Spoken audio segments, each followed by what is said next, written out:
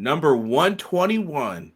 It is the holiday edition of Clash of the Podcast. I am Conrad Cushman, representing Everything Pro Wrestling. He, right next to me, is Sean Hubbard, representing Hubbard Wrestling Weekly. He's the man with the cross, the legit boss, Sean Hubbard. Yeah, I like that. You like that? And we are Clash of the Podcast. We're going to be talking a little WrestleMania and what's going on in the world of pro wrestling today. Some good, some bad, some drama. We're also going to be doing a preview and prediction show as best we can for World's End.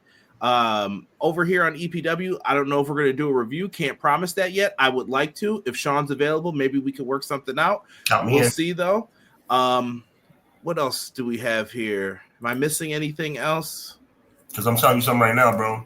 You do a World's End post-game show, it's going to be a celebration because that's my last day on my current job, the day before. All right, pop the bottles. Let's get it. Other than that, Sean, I think I'm saying this before we get into the regular line. I'm saying this. Conrad is the best in the business. The best in the business. One of the most amazingly prepared gentlemen. My friend. Love that guy. Conrad, drop that thing.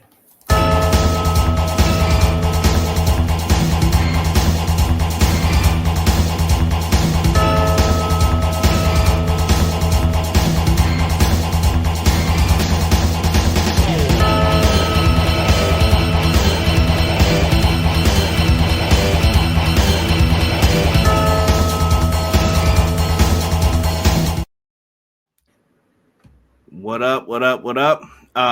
First and foremost, Sean, can I have less than 2 minutes of the show to share something that someone gifted me? Yes, sir. Big shout out to Casey. Me and Casey have been friends for years and years and years. And Casey always finds a way to get me something different, something he knows that I'm into. We were talking Superman trailer. He was like, hey, man, I got you something. So I wanted to share it with all of you. It's going to pop up on the screen here. If you can't hear it, please let me know. What's going on? This is former WWE superstar D'Lo Brown, and you know what? Arguably the greatest European champ of all time. And I'm here to talk to CJ. What up, dog? I hear you're a wrestling aficionado, and not only do you have extensive knowledge about the world of professional wrestling and the history of wrestling, you host your own podcast. I'd like to hear more about this podcast. In fact, at some point, I'd like to be on this podcast. So, CJ, your wrestling acumen, I give all the props in the world to. Reach out. Let's get together. Maybe D'Lo Brown can lend his voice to CJ's podcast. Now, with that being said, CJ, I know you're a man who knows wrestling. I know you're a man who knows the history, but you're not a man that knows D'Lo Brown. So CJ, when I get you this week in the ring, I'm going to kick your teeth down your throat, and you better recognize just who the hell I am. Believe that. How dare he say he's going to beat me, number one. All right. But D'Lo Brown showing some love, man. I did not expect that. So wonderful thing. Maybe we can try to get D'Lo to come on for an episode. As a man of faith, I do not believe in the word coincidence. I'm not going to preach to you guys. I do not believe in the word coincidence. I believe everything happens for a reason. It is no coincidence that I was just talking about Conrad's pristine ability to be prepared, his passion, and the way he comes across as a massively, massively decorated and honorable professional. And I didn't know he was going to drop that. So I had no idea that soundbite even existed with D'Lo Brown. So that is not a coincidence. It ties into exactly what I've been saying. The EPW brand has been prominent for a very long time, longer than Hubbard Wrestling Weekly by leaps and bounds. Conrad, I salute you, brother. And I've said it privately, so you know I'm not BSing. I want you to be the biggest in the world at this, bro. And I am super proud of you. I appreciate that, Hub. Appreciate that. Like I said, I think D'Lo. We might have to try to get D'Lo on here. I may have to try to see if Derek can come through early that day. We'll get some questions for D'Lo, or I don't know. We'll figure out something. Whatever D'Lo wants to do, Mr. Brown, you let me know. All right, I haven't reached out to him yet. It's the holiday season. Let D'Lo enjoy life a little bit here. Clown, first one in the building, says evening or afternoon. Good day. Tweezy, 1 3 4 Tweezy. Sir Quills. Quilly. Go ahead. You want this one? Absolutely. He says, what's up, Conrad, Sean, and chat? Your boy, Sir Quills, a.k.a. Quilly, is back again to enjoy two of my favorite bros, Hubbs and CJ, for episode 121 of the best wrestling podcast out today, Clash of the By God podcast. Hashtag EPW, hashtag HWW, hashtag thank you, Sir Quilly. We appreciate you. He goes on to say this should be another dope show like always, especially in regard to the topic at hand tonight. So I'm quite intrigued to hear what everyone has to say. We appreciate you. And we're interested in what you have to say as well, big dog. Ray Thompson. In the building. Absolutely. Beautiful family. I always like to give him a shout out. So active. Some of the people I interact with on social media is more prominent on Instagram. With Ray, it's more prominent on Facebook. He says, happy Monday, guys. Hope everyone had a great weekend. We hope you and your beautiful family had a great weekend as well, Ray. M. Leezy Faux Sheezy. Hello, good evening, everyone. Hope you all had a good weekend. Let's kick this holiday week off right with the two aces of our pro wrestling community. M. Leezy, not only for your interaction and participation on Monday nights, but your continued interaction and participation on our social media channels. We appreciate you. And he goes on to say, I had a blast at AEW Collision at the Hammerstein Ballroom, an incredible night. I know you had a good time, bro, and you deserve it. I'm glad it was great because it looked great on television. Vinny? The only Vinny we like. Says, happy Monday. Early Merry Christmas. God bless y'all. Mondays are always fun talking wrestling with you guys. Hope everyone had a great Christmas. Or has a great Christmas. Yes, right. A great Christmas, yes. Don't rush it wrong, Connor. Listen, I'm trying to get through this. I want to. Can we take down the graphic for 1 second? I want to give a big shout out to my parents. They are both under the weather, and it's really unfortunate because it's holiday season, and we're all really kind of hoping that they kind of like get well before. It's just a cold, but husband and wife, they're in each other's faces, right? Husband and wife, so they're both sick. I love you, mom and dad. Please get healthy. So we can all be together for the holidays. I love you. Prayers up. Joel says, evening, guys. Looking forward to World's End on Saturday. Me as well, Joel. Me as well. We're going to do a little preview rundown for it. It is available on Triller TV. I'm trying to think of where else. Pay-per-view. It doesn't matter. As long as it's on Triller, it's all that matters. Right. Go watch it is what we're saying. And we're going to do a rundown of everything with it. I'm interested to hear it, man, because I've went back and listened to since they started this pay-per-view. And I think Sean seems like he's not a fan of this show usually. Not as much as I would like to be. Big shout out to Joel, a big friend of the show. We appreciate you. And Vinny, the only Vinny we like. Very, very strong personality and honorable man. We appreciate you. Yep. Ray's also pumped for the pay-per-view. Appreciate you. Gabe Bradley in the house. He said, yo, hope everyone has a great holiday. Appreciate you, Gabe. Gabe, we appreciate you. And I just want to say for the record, guys, I am pumped for World's End, the pay-per-view, not for World's End. Just want to clarify. For anybody who is biblical like I am. Everybody's like, I can't wait for World's End. World's End pay-per-view. World's End AEW pay-per-view. We didn't say apocalypse. We didn't say any of that. No. I was at the first Rampage. It was a good run. I hear you, B-Boy. We're going to talk about some of that news as well. Matt, how was the ballroom? Was there Time Cop? Yes, there was. Someone gifted Tony Khan a Time Cop DVD I saw on social media. E says, hey, yo. And yes, they confirmed that. McKinney's here. Yo, I'm here to talk wrestling with the Fire Live chat. And left and right fist of wrestling justice Clash of the podcast. Let y'all know Christmas is here to spread some cheer. It's free. Amen. Let's freaking go. There you go. XG Dub in the house. Appreciate you, family. Thank you. Weezy. Yeah, they should use the Hammerstein Ballroom. 3 sellouts should be an indication. They definitely should, even when they get back to it. People saying rip CJ's getting that sky high and low down. Shut up, E. He is my favorite to use on No Mercy in WrestleMania, though. D-Lo. Yes, that's awesome, D-Lo. Yep. Thank you. That was pretty cool. Thank you. You looking at the real deal now. Head shaking. D-Lo was one of my favorites back then. I heard someone recently say like the Attitude Era didn't have all these good wrestlers. Yes, they did. They just didn't get to showcase it in 20 to 30-minute matches. They said you got 7 minutes. Have fun. You could see it, though. My guy, Derek, just want to say that right quick. Hello, Derek. Hello. Hands down one of the coolest moments thus far in Clash. Thank you. Thank you, Quills. T-Ferg. What up, fellas? I enjoyed most of AEW last week. They need to use smaller, well-lit venues for 2025. Amen. Sounds like it's the plan. Fellas, my girlfriend's birthday is on Christmas Day. There you go. Look at that.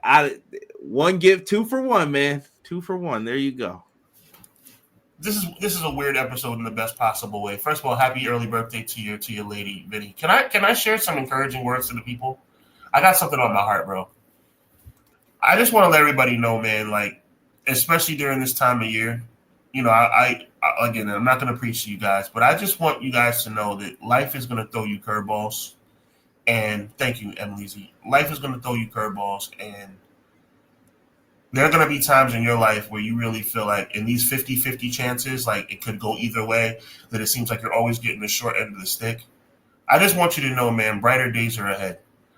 And it doesn't matter what the situation looks like, or it doesn't matter how you feel in the current moment. Your comeuppance in a good way is coming. So, you know, I just want to encourage somebody. I don't know if there's somebody here that might be having a day where they feel like, or a week or a month, God forbid, that like it's like, oh, you know what? Nothing seems to be going my way. I'm stressing. You know, I'm kind of like a prisoner in my own mind because I got all these thoughts going back and forth, all these negative things. I just want you to know your good day is coming, man. So I pray that anybody who's struggling with that or having a bad day or a bad week or whatever, just be encouraged, because wonderful things are ahead of you in 2025. I believe that for me. I believe that for Conrad, and I believe that for everybody within the sound of my voice, whether you're listening to it live or on delay. God bless you. Shout out to Derek in the chat, though. I did put up his comment. D Money's also in the house. What's good, D Money? If you guys like battle raps, make sure you check out Viral Money. He hosts a lot of battle raps as well. Check out his channel. D-Lo had the gear he wore with Chaz and No Mercy, and they included Chaz and Mosh's parts. Didn't need to gamble in my faction either. Those were the good old days, E. Not so much anymore. I wish. And Vinny says, thanks, Hubs. Yes, that was good words from Hubs. Good words. Now, if I mess up for the graphics tonight, I want you guys to know there was an update to StreamYard. So everything's not in the one spot anymore. I don't know if you can see that too, Sean. So they put style, and now they have a new one called Media Assets, which will have all the photos. Mm-hmm. Very weird.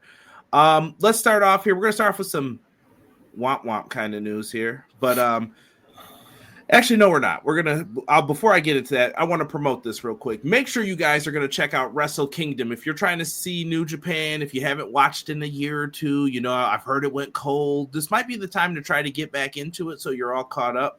Card looks phenomenal. Kenny Omega, Gabe Kidd, Zack Sabre Jr. versus Ricochet, Mina Shirakawa, Mercedes Moné. You got a lot of good matches. You got Konosuke Takeshita's on the card, Jack Perry, Brody King, David Finlay, the Young Bucks, Claudio Castagnoli, Shota Umino. We have a four-way match. Winner gets a title shot at a championship of their choosing at a later date between AEW, Ring of Honor, Stardom, and CMLL. You got a Luchador Gauntlet. Looks like it's going to be a lot of fun. And then the next night, you're also going to get, this is not what I wanted. What did I do with that? I might have gotten rid of it. It doesn't matter. Wrestle Dynasty's happening, and you got Wrestle Kingdom the night before that. So make sure you guys are checking out those shows. Wrestle Kingdom's on 1-4, Wrestle Dynasty 1-5. If you're interested, if you got the time, I say check it out.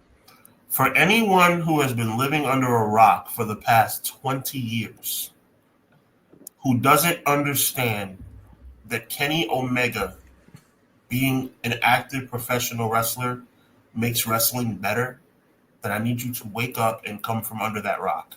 Thank God Kenny Omega is back. First and foremost, thankful that he's healthy. Secondly, thankful he's back in the ring. Wrestling is better when Kenny Omega is active. And wrestling's better when Jocelyn's in a building. She says happy holidays to everybody. Wrapping up last minute gifts, sparkling juice, and a calendar. And I want to shout out her tag because we know her as Jocelyn, but you should know her as JJ_Red. Yes, tomorrow we'll start my annual tradition. I probably will share DMX doing all of Rudolph the Red-Nosed Reindeer, and then I will post Run DMC, Christmas in Hollis, just because we can't have that.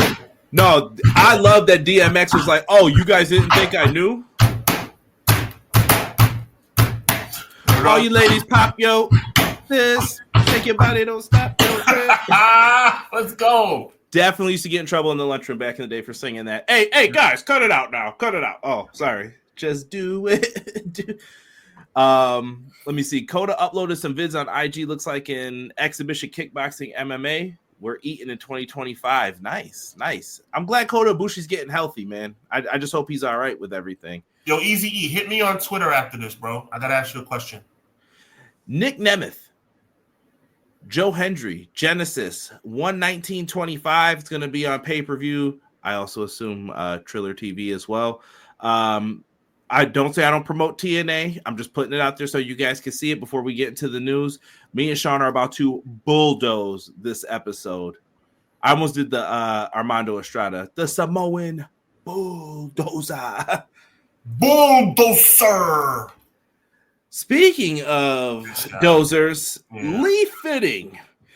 He may be who you see all the time. Hashtag credit boys at the end of every single show with Paul Levesque's name right next to him and Shawn Michaels when it's NXT.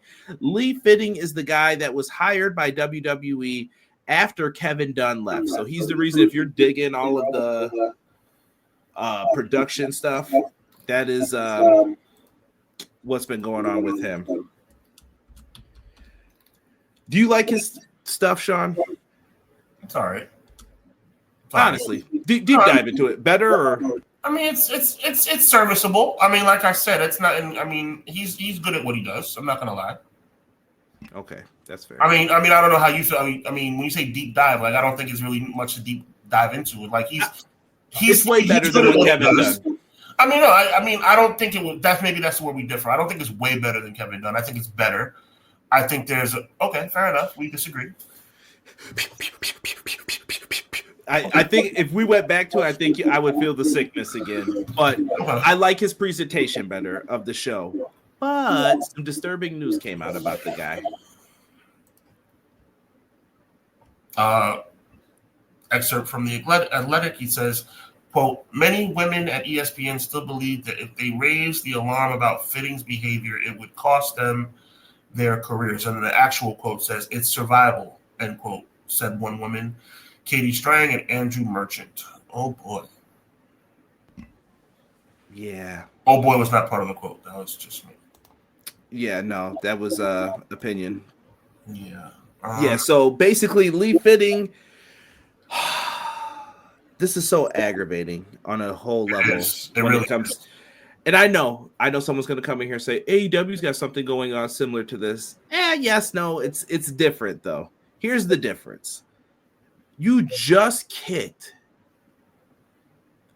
I'm going to be polite for a second here, even though he doesn't deserve it. Vince McMahon out of your company for allegations of whatever he's being accused of, human trafficking, deplorable behavior, whatever. And no one seems like they're too surprised by this if you've seen the guy or heard the stories about him.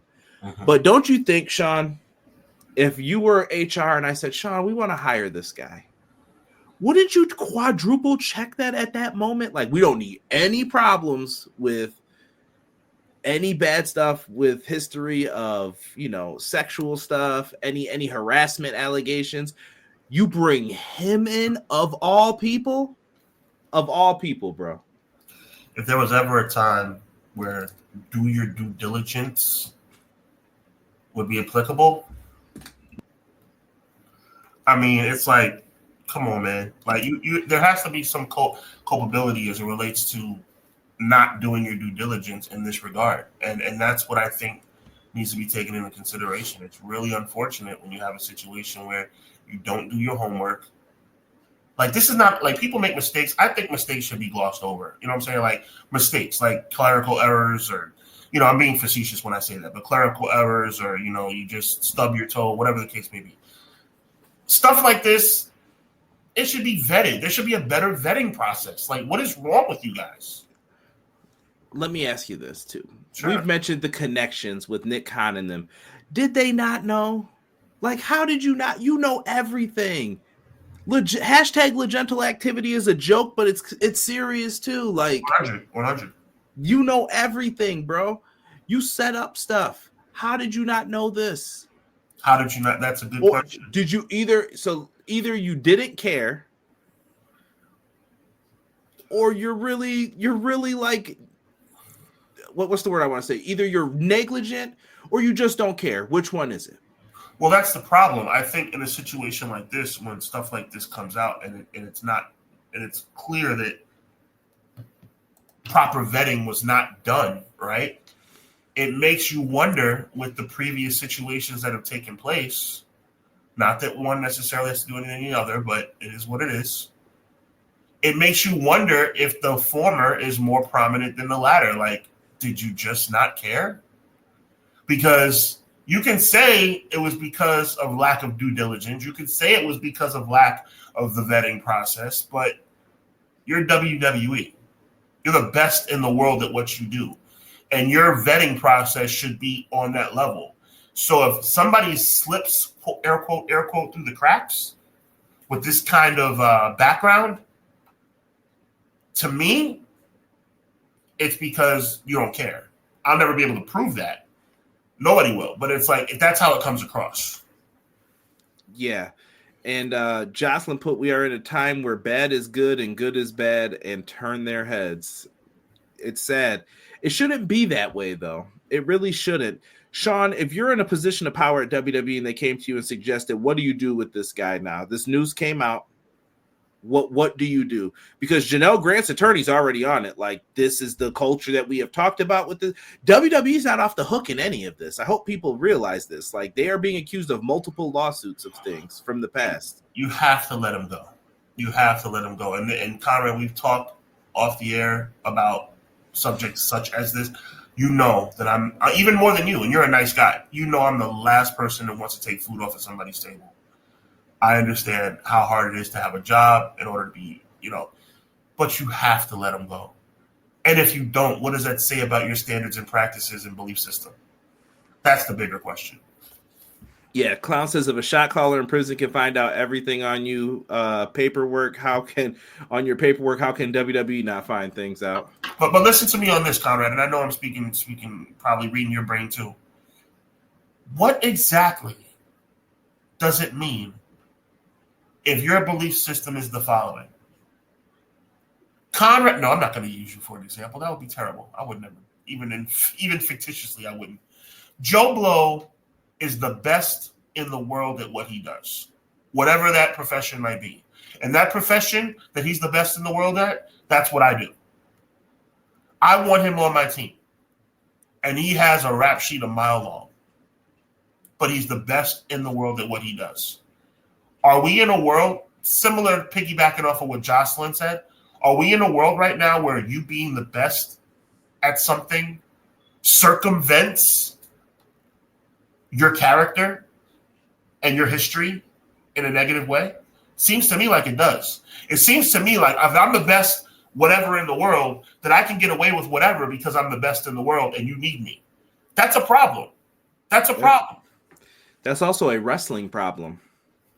Once again, we've done multiple podcasts. I'm going to give it a shout out to the Six Pack. We've done them. What have I always said? This behavior has been fostered for years. Hulk Hogan did it. Brett wanted some say. Sean, I'm going to act a fool today because this is, you act a fool all the time. Now I'm about to act a fool. And the wrestler's always the crazy one, not the office. Right. And how does it look now? Yeah, I think how hard is it to find someone that's not a piece of garbage? And I think it's true what you said too. Like, I don't like taking food off of anyone's plate either. And I usually tell people they took it off their own plate, but that's another subject for another time. If you I'm not going to put you on blast, and there's nothing really to put you on blast for, Conrad. So that's probably the wrong way to put it. I know whatever about how you feed your family. Mm-hmm. You're a good man. But also, certain things need to be done. So it's kind of a slippery. It's kind of like you have to navigate, right? Yeah. But a moral compass is people like you fall back on first. See, people like what we're talking about, it seems to me like the moral compass comes second. And sometimes it's bigger too, depending on the company and what you're doing in that said company for what you have to do. Because sometimes it ain't my choice, it's someone else's choice. And I can totally disagree with it, but guess what? I'm just the middle person. Touché. So you know what? There, have it your way. Touché. Just remember, when it comes back to haunt you, don't come saying, "Oh, he told me." No, I didn't tell you anything. Better tell the truth. So, and same thing here. If Lee Fitting would have came out in the beginning and said, "I was removed from ESPN for allegations of boop boop boop boop boop. I apologize to those that I affected. If I made anyone feel bad, I'm here in WWE now. I want to get started on the right track." That would be different than what happened here. There were no apologies. There were no love and anything else. And that's what we ended up getting. And I'll just say this. I know a lot of people know the history of what's been going on in the world with WWE, right? Like Conrad knows, he's been here for a while. And I'm trying to tell you guys, these are things to pay attention to. This is what could get them in trouble.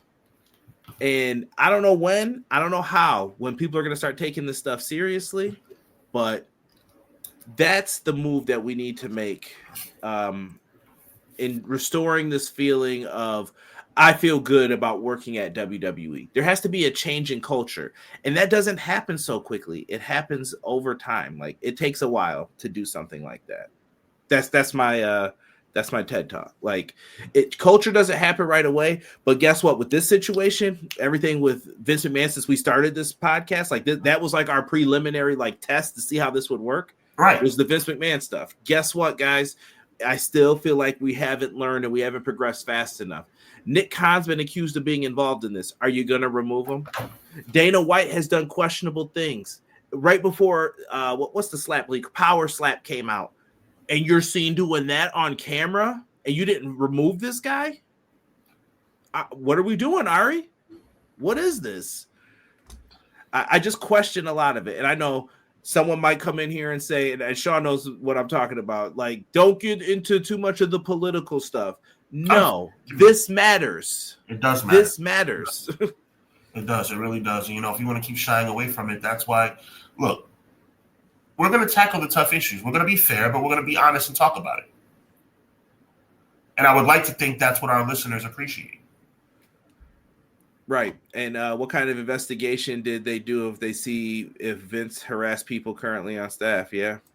He's a good earner. Yep. WWE hired Gable Steveson with his pass. And I have a theory, and it's just a theory. No proof behind it, but I have a theory, and I think it's solid. I think what they do is they hire people knowing their past, hoping that nobody else knows. Like, you know what, maybe this will slip through the cracks. And then once it comes out, then they have to make a decision from there. I think the pro wrestling world used to get away with it, Sean, but I think more people pay attention now. Things are going to become news at the very beginning. I don't know. That's how I feel about it, at least. That's a sound assessment on your part. I didn't know all that stuff with like Jimmy Snuka happened back in the day, and here we are now. You know what I mean? So your acronym as it relates to the business world and the professional wrestling world is solid, just like mine is. And I think at the end of the day, no problem, Jesse. We're just glad to have you here, man. At the end of the day, there's certain things that are just going to be, what's the word I'm looking for? There's certain things that are going to be looked at as something that takes precedent, and there's things that are going to be pushed to the back burner. And I believe that certain business practices or certain companies look at things like this and they say, you know what? Let's just ride it for as long as we can. Because at the end of the day, what difference does it make, Conrad? You got to think about it like this. At the end of the day, if you take somebody on as an employee who has a sketchy past and nobody ever finds out about it, you let them rock. If other people find out about it, you cut them loose. It's a win-win. It's a shady, underhanded win-win. But how does WWE lose in this situation? They don't. Because what is their business practice? We tell the stories. We manipulate. They want to manipulate the story any way that they can. Prime example. You know what? I don't even want to get into it really. I guess I could. Saturday night's main event ratings, right? Bad. No, I wouldn't say bad. Well, not as much as expected. What they wanted, right? Right. So, without getting too deep into it, they wanted a 1.5, but all the press releases came out and said it was 2.3. From what? Oh, that's with the Peacock numbers. Okay, how do we know? Like, what were the numbers like? People who watched at least 10 seconds? Was it someone who has Peacock that night and logged in? Was it I watched for a second, so it counts? They didn't tell us that part of it. So what does it mean? As I take my drink from an extremely weird angle to cover the logo.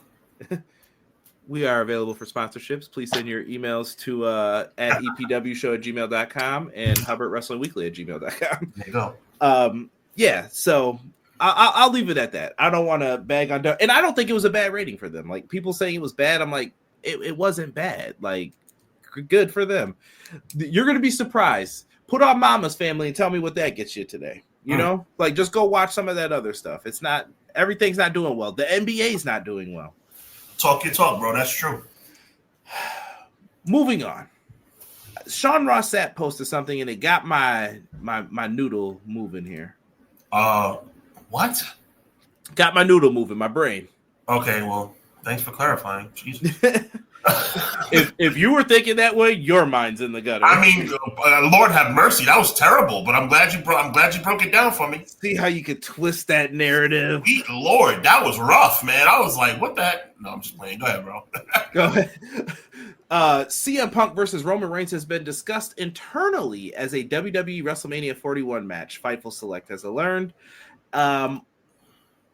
So it got me thinking. What leads us into this conversation? Exactly. Yeah. And we want to go through and kind of just talk about the stories for multiple people going into WrestleMania. And I don't think there's a better place to start better than the Bloodline, Sean. What do you foresee for this? Like, is Rock on WrestleMania? Is Roman? What's Heyman doing? Yo, please stop right now. Sorry. Right now. I just can't help it. It's just, and I do it the Jey Uso way. There's two ways to do it, right, guys? Chat, let me know if I'm wrong. There's two ways to do it, like this, or for some reason Jay kind of like does it in sections. No, but oh God, right? Shout out to The Rock. To me, there's no Okay, you want to set this up for me, Conrad? Like, what are we doing? You take it wherever you want. Take it through the Rumble. What do you think these guys should be doing at this point? Okay, because it feels like everything's on the table for everyone who talks like they know what they're doing already. It sounds like they don't know what they're doing yet. Okay, there are two people who I believe should win the Royal Rumble: Jey Uso, which is never going to happen, and I know this might sound a little messed up, Becky Lynch. I think Becky Lynch should be one of those special returns that come back and win. And I believe, and I would think it would be awesome if she returned as a heel.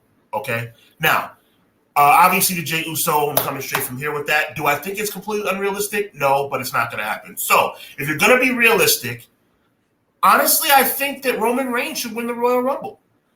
And I think that Rock should beat Cody along the way. And I think it should be Rock and Roman for the title at WrestleMania.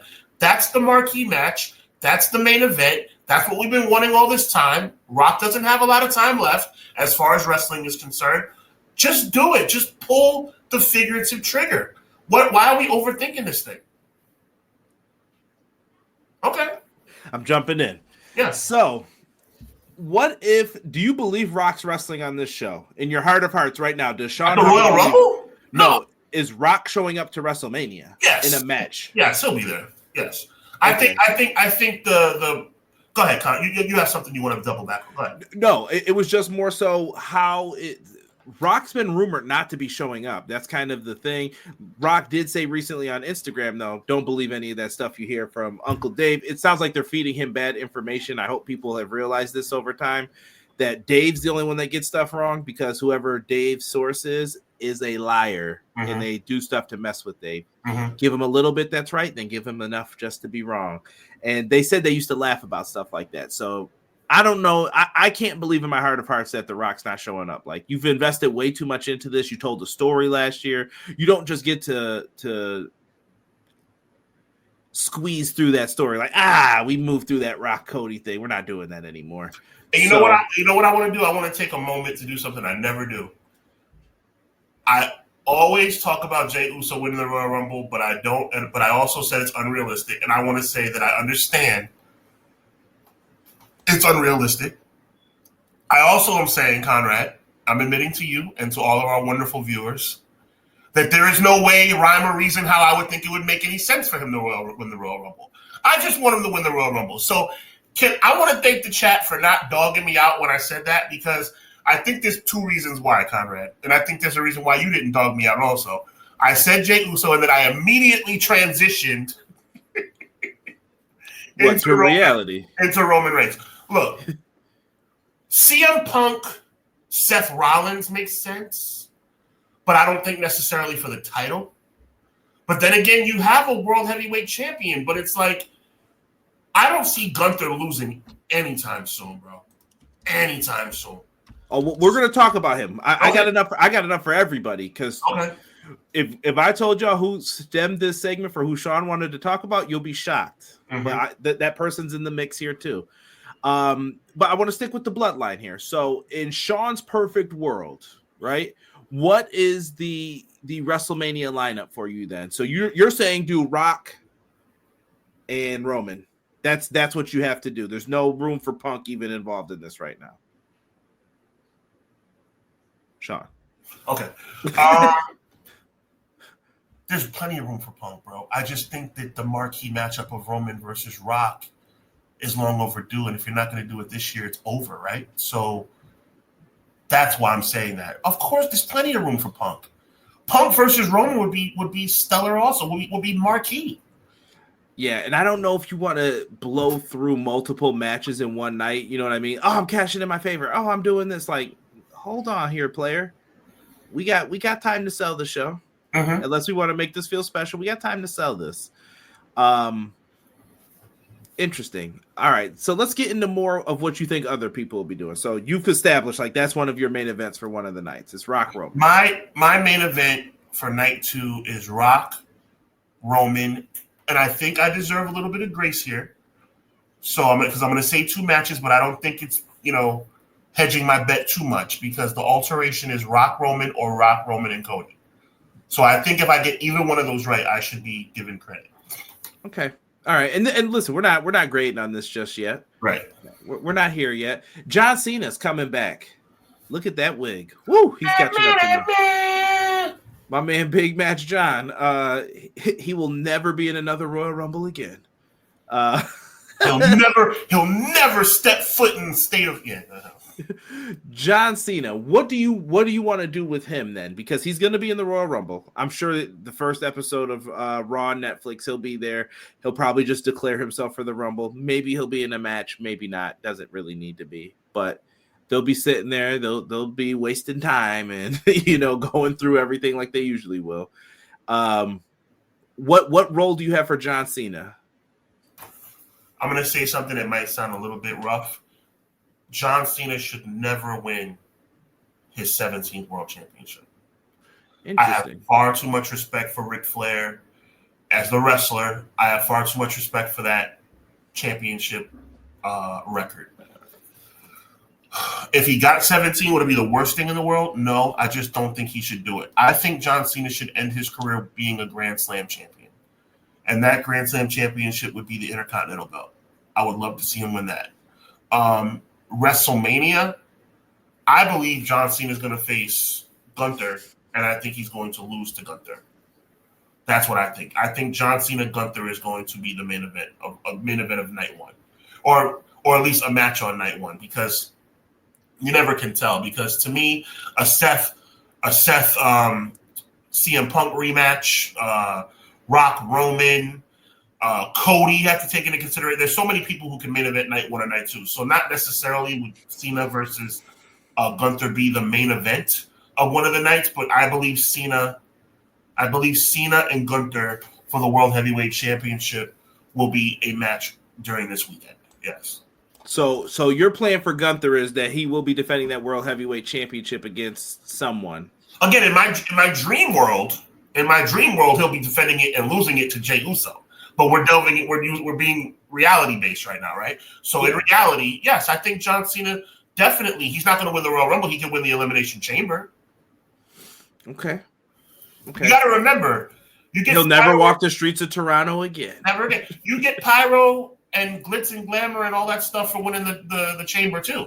They made the Chamber just as important as the Royal Rumble. So you win the Chamber, you're going to WrestleMania also. Right. Okay. MJB, welcome too. I see that you're in the stream with us joining. I'm just looking at. Appreciate you in this dancery. E says Shibata Dynamite Kid was a noodle mover at the ROH pay-per-view. Hashtag noodle mover is about to get started now. I blame Sean. Hashtag heels sell tickets. Roman versus Rock feels less likely, but Roman versus Rock is the end game at some point. I agree with Vinny. MJB's putting up the bloodline. He must have been laughing when you were doing that. How does Camacho Loa do it? He's injured. I don't even know if he's going to be back in time for Mania. This season of WrestleMania made us think we're going one way, and then it looks like it's going in another direction. Vinny does agree that Roman should win the Rumble. Give it to Punk. He needs a Rumble, he says. Okay. I'm not mad with either of those choices. This year's Rumble feels actually a little unpredictable because it's not Cody. Exactly. My guess is Cody versus KO at Mania, Pro Wrestler Shoot says. Rock versus Roman at Mania, and Seth versus CM Punk. Okay, interesting. Imagine telling someone over 4 years ago heel Rock would face a babyface Roman without the fans rejecting it. Different times. Hopefully CM Punk uses his favor to bump the Rock out of his match with Roman. Woo. You got to be real careful with that, McKinney. I like what you're saying, but you have to be real careful with that from a storyline perspective because it would have to be a situation where I guess Roman is not automatically owed a title shot. Because if Roman wins the Royal Rumble, nobody can bump him out of that. And if Roman wins the Chamber, nobody can bump him out of that. But if he just happens to win like a number one contender match, or he just happens to be the number one contender and maybe Paul Heyman slips CM Punk the contract instead of Roman Reigns, that would be pretty dope. But my question would be, doesn't that make CM Punk a heel? Which it could be trending in that direction as well. I think it's trending the opposite direction. I think Seth Rollins is going to do some funky stuff on January 6th. I think you also are trending in the right direction as well. I have a feeling that we're going to see bloodline hunters, we'll call them instead. Because there's a lot of haters right now in these streets, and they are not feeling it. Vinny says, please, the timing. I could just hear 20 minutes of this music. I'd rather see Cena win the WWE Championship if he wins 17. Okay. I'm not, like I said, Vinny, I'm not mad at it. I just... Because think about it, Sean. Remember what I just said, controlling the narrative. If you want to erase Ric Flair, if you think he's a disgrace to pro wrestling at this point, which I think some people do. Some people do. Yeah, his antics, the things that have come out about him recently, they're like, yo, get rid of Ric Flair, bro. Right. That's how you can wash Ric Flair away, and it's kind of like, well, we don't have to mention him as much unless we talk WCW. I just, and this is me being a hater. Wow, did Sean just admit that? Yes, it's me being a hater. Like, join Derek here because you saw what he said for Cena. Send him on his way. Hey, Derek and I, we're pretty much on the same. I mean, John Cena being the record holder. I mean, can't we have Randy Orton do it? That would be better. Let Randy Orton do it. But they love calling him the greatest of all time, and but he's not. John Cena's not top. You're missing it. Okay. This is not the narrative they want you to know. Ric Flair ain't coming back all like that. Right. He's selling wings and getting bad deals and stuff going on. We don't want that. We want John Cena. He's Hollywood. He'll show up. I cut myself off when I said John Cena's not. I didn't want to. Not top 7. He's not top 7. I had to cut I was about to say, he's not even top 10. That's not true. But he's not top 7. Anybody who's not top 7 should not hold the record for most world titles. Why John Cena's loved because he went with everything they wanted to do. I think he didn't politic at all, judging by some of the bad TV. That's why they love him. And I'm not saying that's a good thing for us, because I kind of wish maybe you would stick up for bad stuff that you see happening. If you see something with like a Jey Uso, you're like, hey, boss, maybe you should do something with him. The people are cheering for this guy over me. Tag me up with him too. You know, like if you're the top guy, that's stuff you say, like, yeah.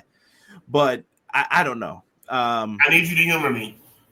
Okay. We're talking about serious stuff, but I need you to humor me. Chat, I need you to humor me. Answer the question with a percentage number. I'm going to throw it out there as logically as I possibly can, even though I know it's not going to happen. And I'm going to give you my own percentage number. Are you ready? Mm-hmm. Chat, I need a percentage. Scale of 1 to 100. Conrad, scale of 1 to 100%. How likely is it that Jey Uso will win the Royal Rumble? Before you answer, I'm going to say 25%.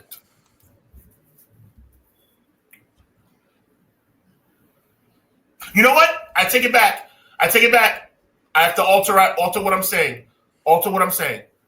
Don't answer yet, chat. Okay, thank you, Vinny. Changing the question just a little bit.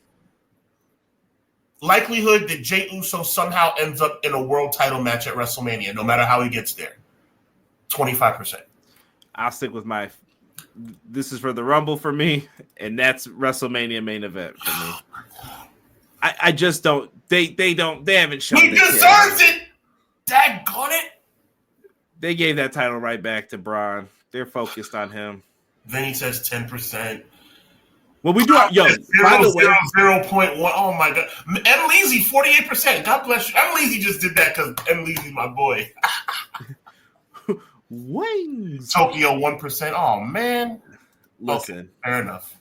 All right, let's move on, brother. So, Rock and Roman, CM Punk. I would love to see CM Punk versus Cody.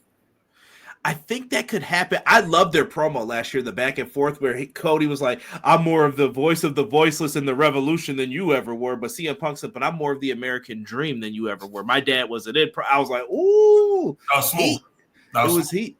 But it's true. Punk never took the chances he always talked about. He said, I'll go to New Japan. Do we remember that? I'm saying that facetiously. Do we remember that? That was 14 months ago. Yeah, I do. That was a good promo. Okay. I loved it. T-Ferg, we're going to get to that. And Stephen Chambers, thank you for joining us. I appreciate you. I see you in the chat putting in some good comments, man. Cena, Cody, that was a match I thought could happen. I'm second guessing everything. This is why I got Sean in here giving his opinions. I'm just ice grilling Sean a little bit on most of this. And next week, like I said, we're going to have some opinions or predictions that we're going to do next week. Mm-hmm. I promise you, craziness. And I just did the research on me and Hub's answers from last year. I'm still working on it a little bit, but expect insanity.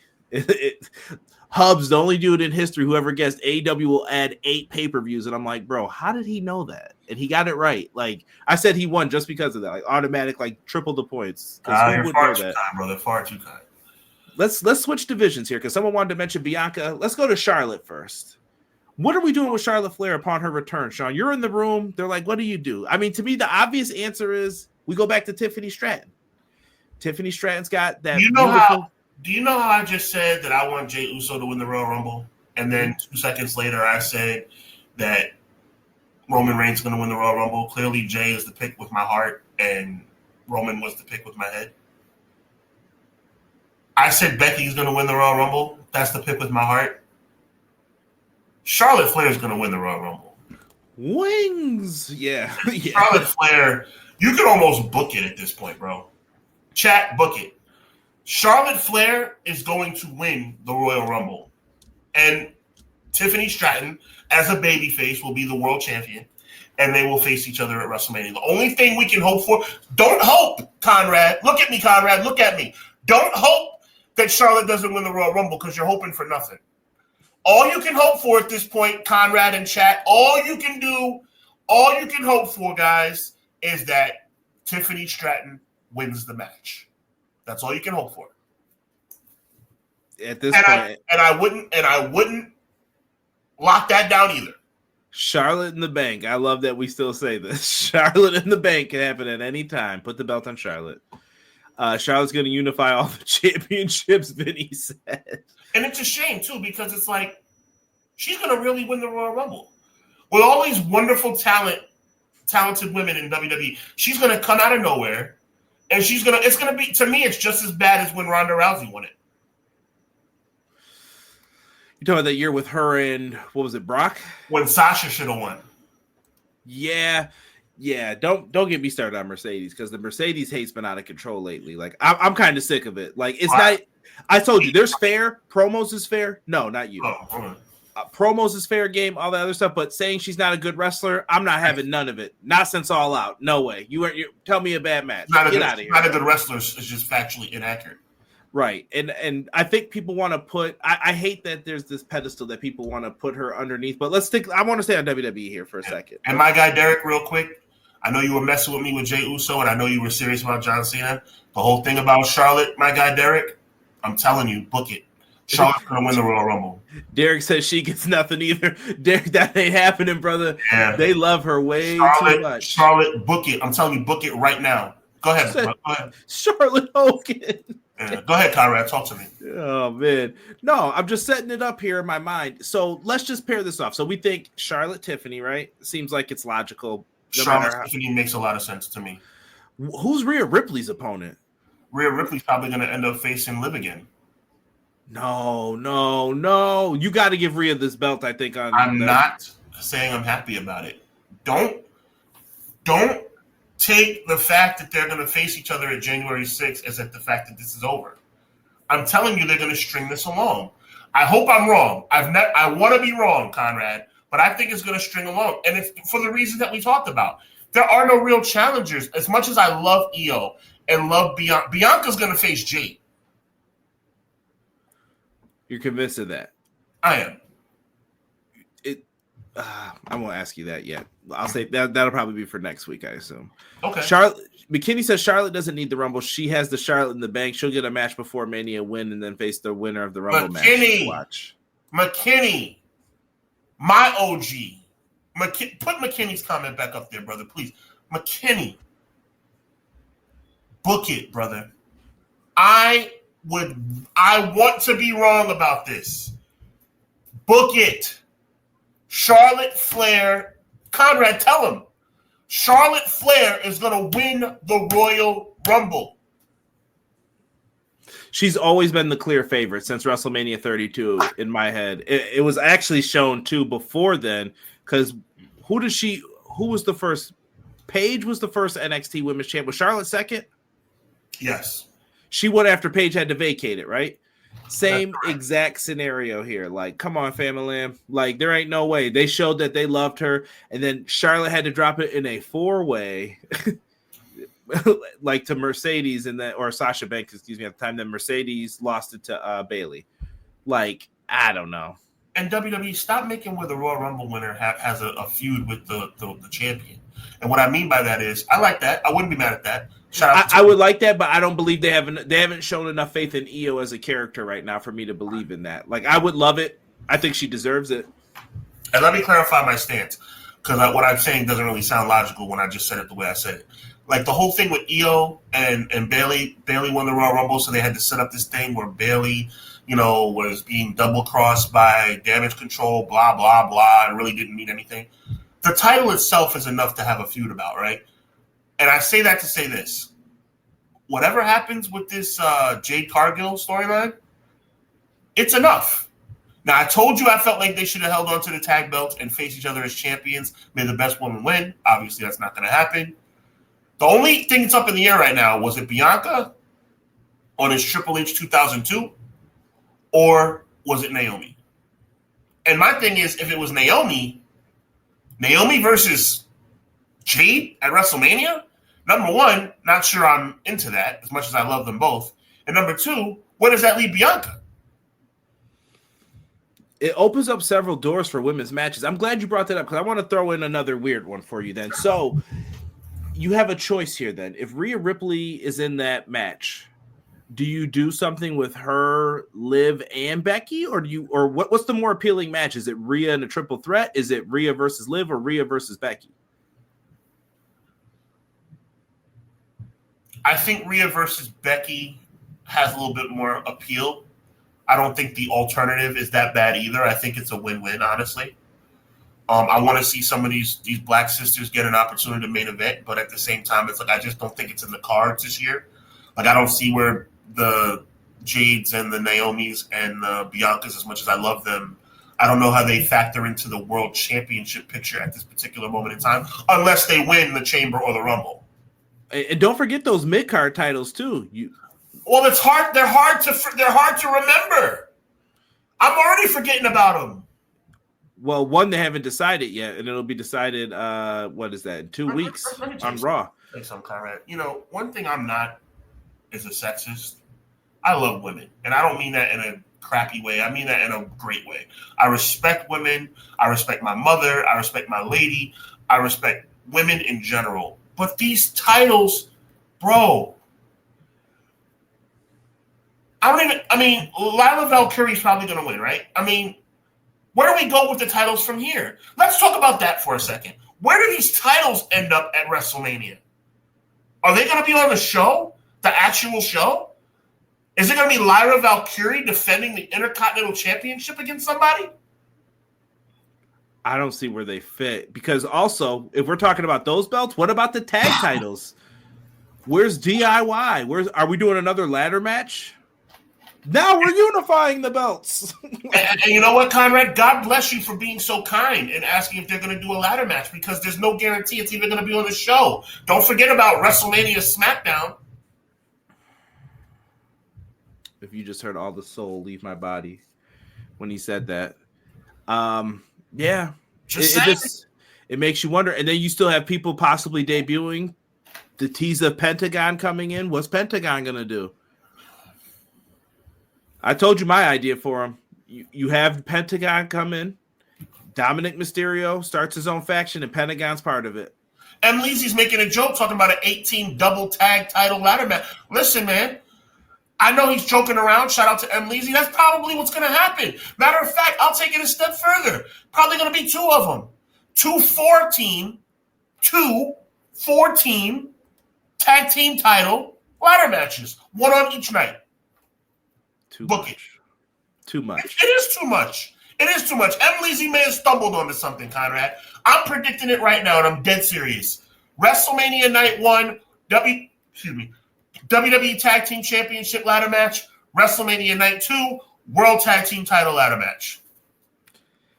While we're talking about it, where does this guy fit in? I know Jesse said something about maybe he's in the main event picture with Cody. I don't know if that's going to happen here. He's taking this title. He's walking around. He's doing great heel work.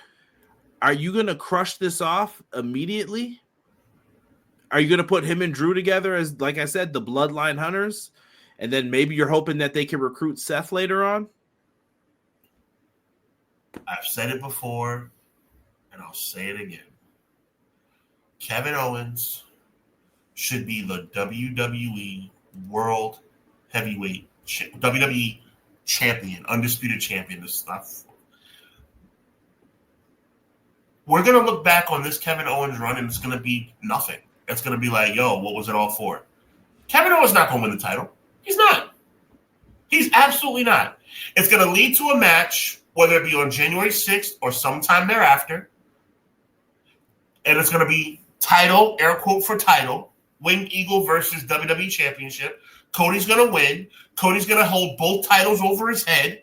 And the Winged Eagle's going to go back into disappearance. This is all going to mean nothing. And it should mean everything. Because Kevin Owens, damn it, deserves it. But he's not going to win it. No, he's not going to win it. And to answer your question, it's going to lead to a whole lot of nothing. Now, do I like the idea of a Seth and KO and Drew faction? Sounds pretty dope. But does that mean we're going to get the Bloodline Hunters versus the Bloodline at WrestleMania? Are we going to team everybody up? And what would the logical match for that would be? And man, Seth went from facing Punk to that. I don't know if that's the way for him. At least I don't know. But then he's going up against Sammy and the Usos. That's the best he got for them. And let's call a spade, too.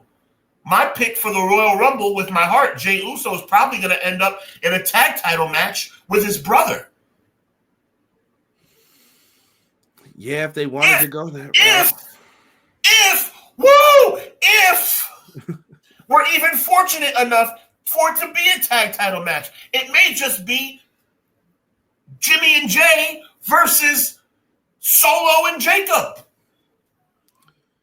And we still didn't discuss the U.S. title, Logan Paul, the Intercontinental title. There's still other things that could play into factor. You got a show to book. Easy, not where I was going. Nice. Did I? Nice, easy, nice. That's Jay's match right there. Sammy and Jay versus Drew and KO. You know what? Maybe so. Even though KO and the Usos are supposed to be cool, right? It's weird, bro. It's weird. And then where does that leave Sami Zayn? Oh, you said Sammy. Or Jimmy. My fault. Where does that leave Jimmy? I was about to say, where does that leave Sammy? Where does that leave Jimmy? Jimmy did a heck of a job in that War Games match. And Jimmy, it seems like Jimmy's still on TV, even though it was taped. Jimmy was still attacking people with crutches. Yeah. Yeah, and then, we didn't mention the other parts of the bloodline. Jacob fought too. I said Jacob. My prediction is Jacob and Solo versus the Usos.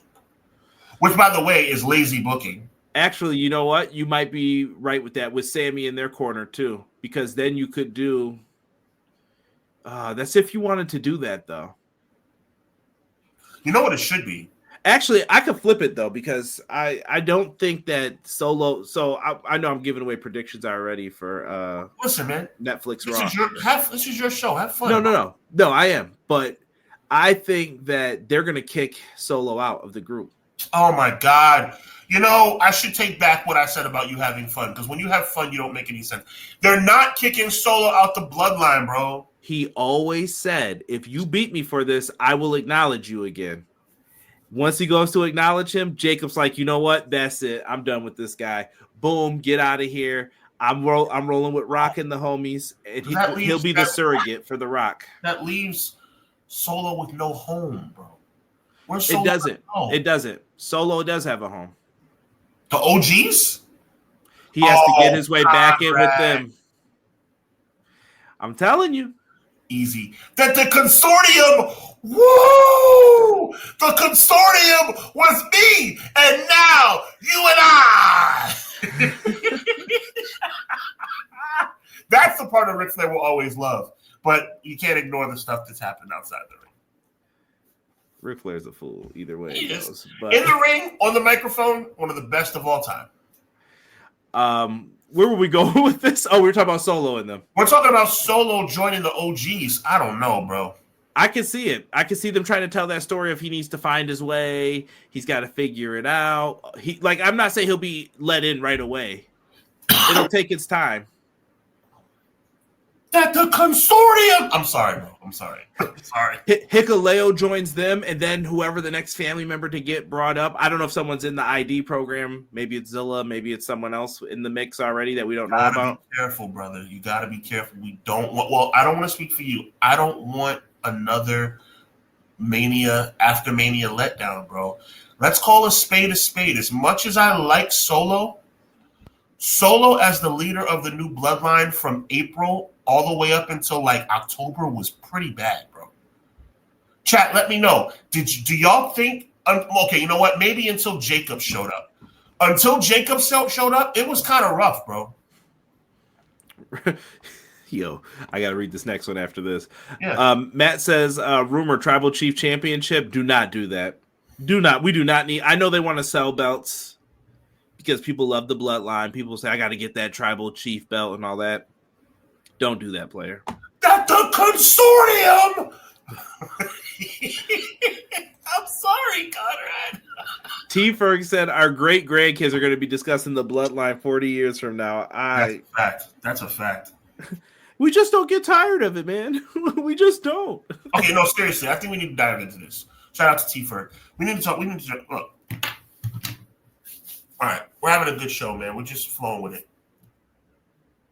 WrestleMania 40, as much as I think it was kind of like it could have been me and you out there and it still would have been good because you had the whole Hall of Fame come out to the ring. So whatever. I digress. Was amazing. But Solo as the leader of the bloodline did not work for a long time, bro.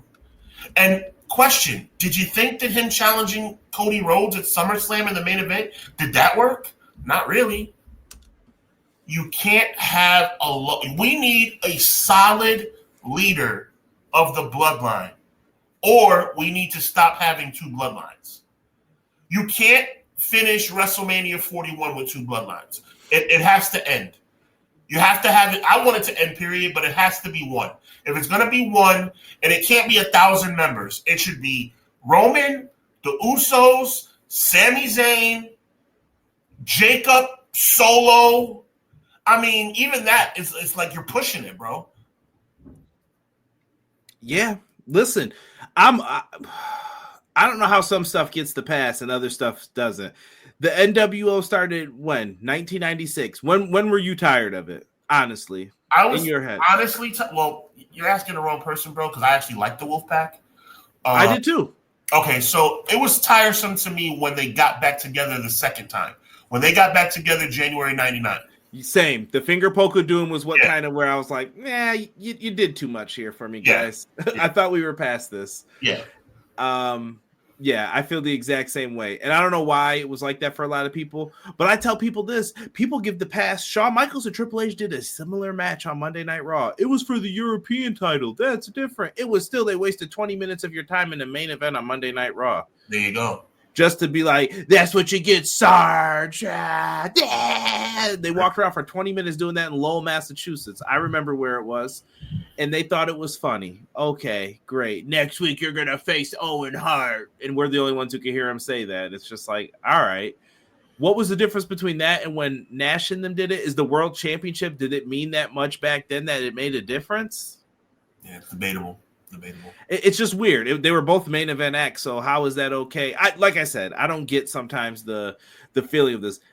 None of y'all are sick of the bloodline yet? Like, that's my question to bloodline fans. It's a good question. It's a good question. The only reason, I mean, it's just me, Oos. Like, I love the guy, right? And I like Jimmy. And I like Sammy. So it's kind of like, and I like Roman. So it's like the OGs I'm cool with, but it's like the only guy in the I used to like Solo. The only guy in the new bloodline I like is Jacob. Jacob's the star out of that group, man. I think Hikuleo could help with the appearance of I almost called them God. Do they have a tag name? These guys, we'll say the Gorillas of Destiny. Yeah. I love you, Solo. I think that's why I think he's going to turn too. That's going to be the moment when he does it. I hate you so what? Boom, and he catches it. That's the moment. That's why they keep teasing that. Goosebumps, right? That was pretty good. Yes, good. I'm telling you, that's why. But I'm saying that's why he turns. Hikuleo joins the group, and they kind of become the rogue bad boys of the bloodline. Like, nah, this is my group now. But that's the same thing, bro. That's know. Like recycling. That happened the week after WrestleMania 40. Maybe you call them the Samoan Dynasty to move them away. I don't know, but you got to do something with those guys after the fact, and then. Honestly, I feel like they just become the dudes who eat pins for Jacob right. In the time being. Yeah, and people are agreeing with you about Solo. Hold on, let's just go through these real quick. Yep. Just change Raw's name to Moana 3. Come on now. War is Moana. Seriously, Solo as a bloodline leader didn't work. He was cooked by Cody twice. Monday Night Moana. Y'all got to chill. No aura, somebody wrote. Roman beats Solo and the Tongans, and Jacob beats up Solo and acknowledges Roman. Then Roman turns on the OGs because he's never apologized to them, makes them his pawns, in my opinion, flipped. Oh, he's trying to flip the whole thing. A double heel turn. Nice. TK gets a lot of crap for his booking, but will pivot from time to time and listen to the fans. Can Bischoff say the same, or did he have to listen to Mr. Creative Control? Delay Gretz. Merry Christmas, happy holidays, brother. Thank you for coming in here. Appreciate you. Bloodline War Dogs. Yo, chill. Yeah. Watching the Bloodline storyline is like watching the cast of Saved by the Bell versus the cast of the new class. And we're supposed to believe the new class is a threat. I roll. Ooh. I love the reference. And I agree. If you guys don't know what that is, look that up. When I wake up in the morning, Mr. Belding. Zach, my office. I love it. I like the reference. And it's a really good, honestly, for people who don't know about that show, it's an old school show, but like that's a perfect analogy. It's like the new class is kind of like, yeah, it's Saved by the Bell, but that was when they went to college, right? Well, no, the new class was like still in high school. It was no, that was when they replaced people, and then who was in there? Streak was like the assistant principal. Yeah, it didn't work. It just it didn't work. And then they went to college, and it didn't work. You try to use familiar faces, even though the other people grew up. Yeah, I get it. I feel the same with this. I just don't know if it's ever going to get the grief it deserves. And honestly, to bring this back home again, bro, like, where does that leave? So, I mean, Solo, to me, it's almost a guarantee Solo's going to be in a tag match. It's almost a guarantee. Right. And I'm not even saying you have to do it by Mania. You could hold off on it, too. I'll push it all. The only time they know how to do themes right, too. Joe Compton says, happy holidays, EPW fan. Joe Compton, happy holidays, brother. There you go. We appreciate you. I grew up on Saved by the Bell. That was the show, right? Yes, it was. Saturday mornings. That was the only real show. When I say real, I mean non-cartoon show on Saturday morning. That's a fact, Jack. We're going to put a little caveat on this, and we are going to move into something else that has been near and dear to my heart, and I kind of want everyone to sound off on this. This might be something that changes pro wrestling as a whole, and you may not be thinking it now, but consider it, and you probably should be. SmackDown, going to 3 hours starting on January 3rd. You are such a hater. What? You! Why am I a hater? Because you hate it. I absolutely do. And I'm going to tell you why. But I think this could be a bad thing for pro wrestling overall, Sean. Yep. Because this is making 3 hours the norm. Yes, it is. That's true. Once again, can we go back in time? Mm-hmm. Rewind real quick. Rewind your noodles, people. Going back to Nitro going 3 hours, it was the biggest problem in the world. You should never do this. No wrestling show should ever be 3 hours. Now it's like flip, Sean. We hear from the younger generation, the people we talk to. No, they need the 3 hours now. They got so much talent. They need it. Does SmackDown need to be 3 hours, y'all? Raw's about to take all the heavy hitters. Listen, y'all want a bold prediction early? Please. This will not be on my card for next week. Gunther is going to have to lead the way on SmackDown with wrestling on Friday nights. Are you going to sit there for 3 hours on Friday nights? I feel like I'm at the point of I got to pick and choose my wrestling shows. When I started everything pro wrestling, I could literally cover everything in the world of pro wrestling and be fine. Now where we are with this, no. This should be sometimes pro wrestling because I can't cover all this. You said sometimes pro wrestling. I think you're overthinking it, my brother. I respect where you're coming from.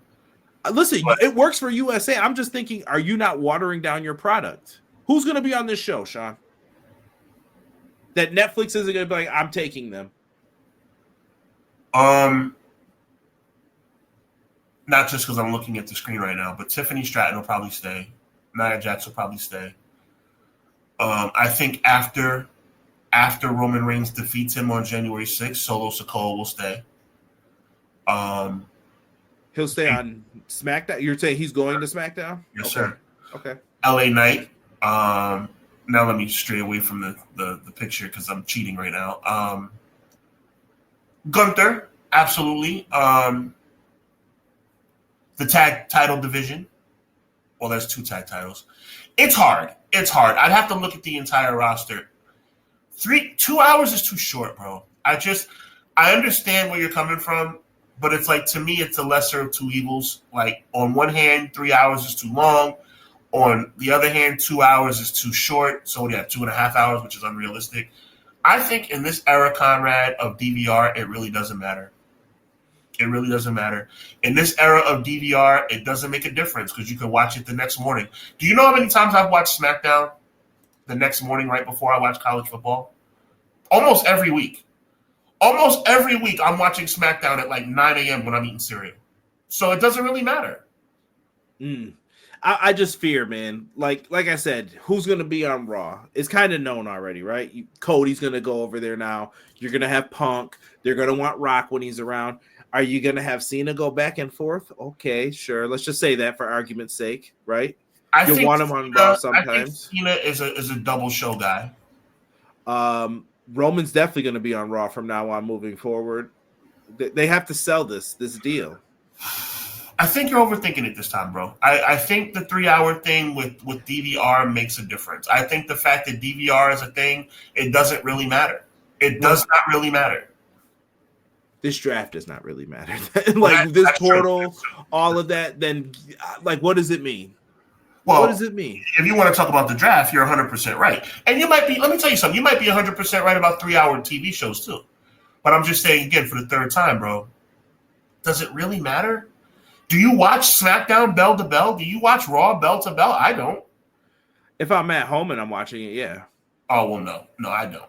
I'm watching on Friday night. I'm watching college football because Fox has Friday night football games. During baseball season, I'm watching the Mets. Tonight, I'm going to be watching Monday Night Football, and I'm going to DVR through Raw, too. Like, it doesn't really matter, bro. It doesn't really matter, but I'll tell you one thing.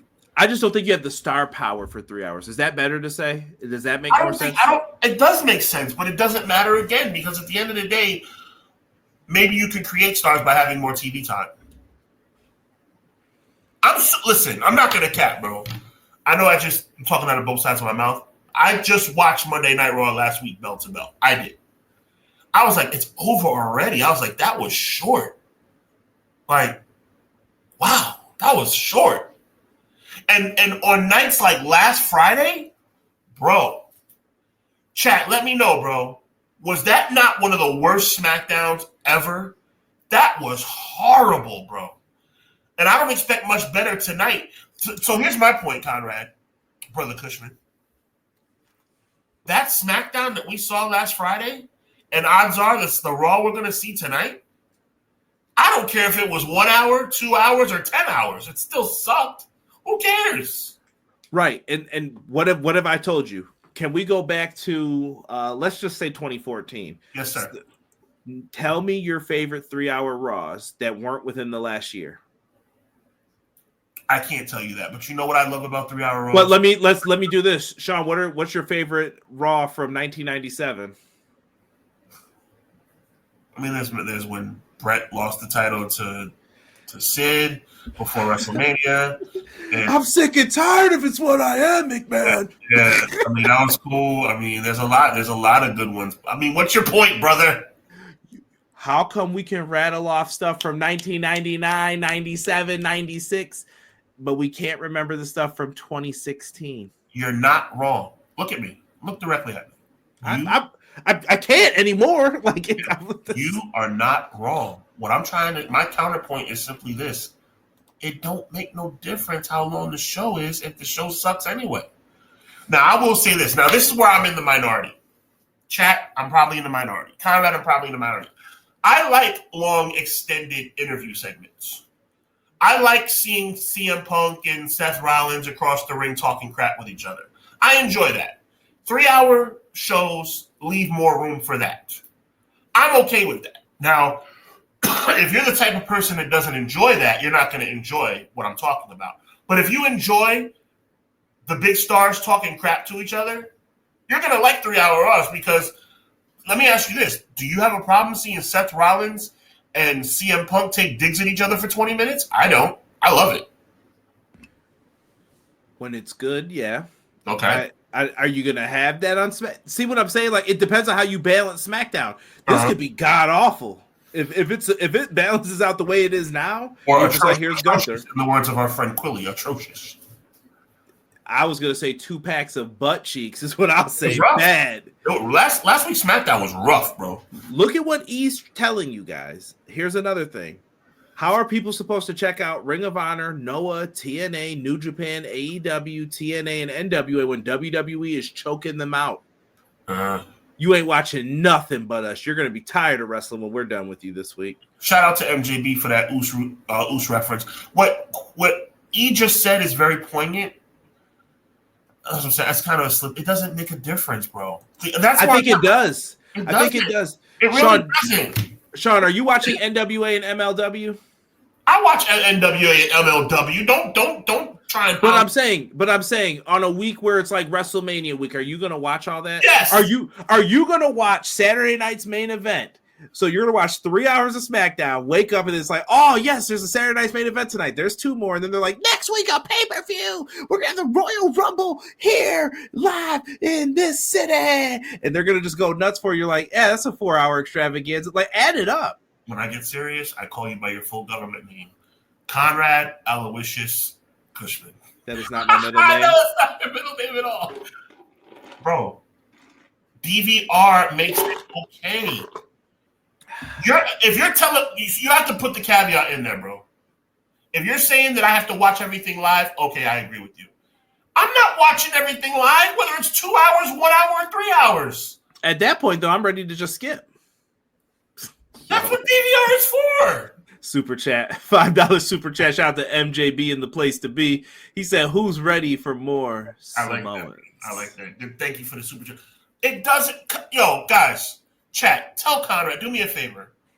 Just put the old rock line, it doesn't matter. And the question is, does it really matter it doesn't really matter how long the show is if you have DVR? I say it doesn't matter. It doesn't. I'm telling you, Conrad, when we do our post talks in the morning while I'm watching Notre Dame football, I'm watching SmackDown. Or during the pregame show for college football, I'm watching SmackDown. So what difference does it make? It doesn't matter. Why are you so stuck on this? And you're not the only one. Why are you so stuck on this? It doesn't matter. DVR makes it no longer matter. Hello, Terrell. Happy holidays, my friend. Hello. Welcome. He said, well, I mean, I think... It doesn't matter. It doesn't matter. I'm watching it on Saturday morning anyway. Why is this necessary? Why? Like, I mean, I guess USA needs to fill time with it and they paid them. But if that's the case, then why didn't you just do it before? Like, why haven't you been doing it? That's a SmackDown move to USA. Can I answer you selfishly? Go ahead. It gives more time for Jey Uso to stand in the ring and let his music play for 5 minutes.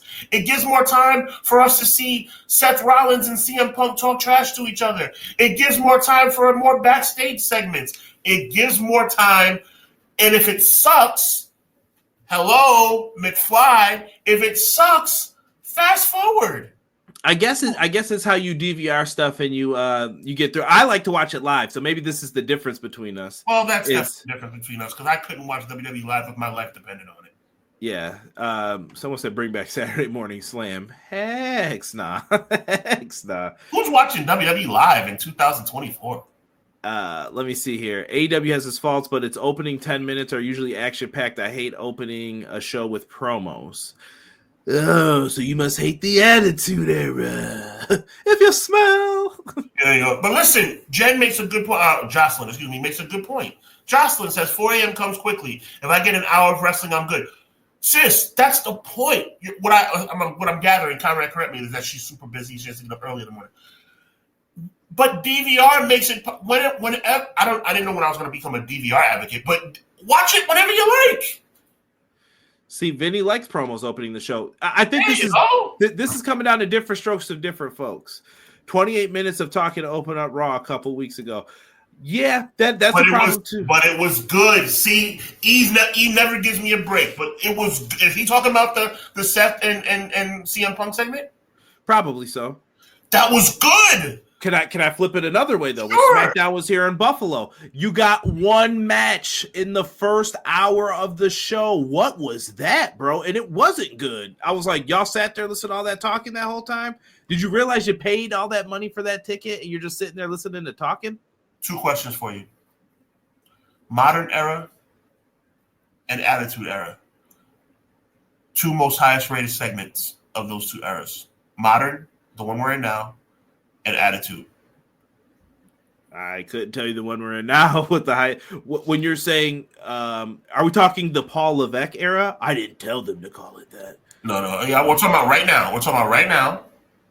And we're talking about Is it a Punk segment? Nope.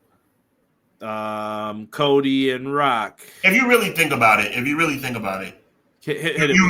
it has to include The Rock. No, you know it has to include Roman. The Bloodline. Bloodline, okay. SmackDown, the night after, or the weekend after Money in the Bank, when the Bloodline were in the ring for like 30 minutes. That was the number one ranked segment. And we all know the number one ranked segment from the Attitude Era was This Is Your Life, Mick Foley and The Rock. What does that tell you? People happen to be turning the channel during that time. I don't think that Rock segment's like the greatest thing ever either. People like when the wrestlers talk to each other, bro. I know I like a good match too, but sometimes you got to jazz it up a little, bro. I don't mind it. I just don't like downplaying the wrestling that's supposed to go on as well. Does that make sense? That does I love CM Punk's one of my favorite wrestlers. I love talking when it's good, but it's not always like that. And sometimes I'm like, all right. And like I said, the Bloodline thing, I can understand anyone who's throwing their hands up. They're like, enough. Enough's enough with this. Joe, I appreciate you 100%. And Easy E, good job. And great question by Vinny. And I know he's being sarcastic. God bless him.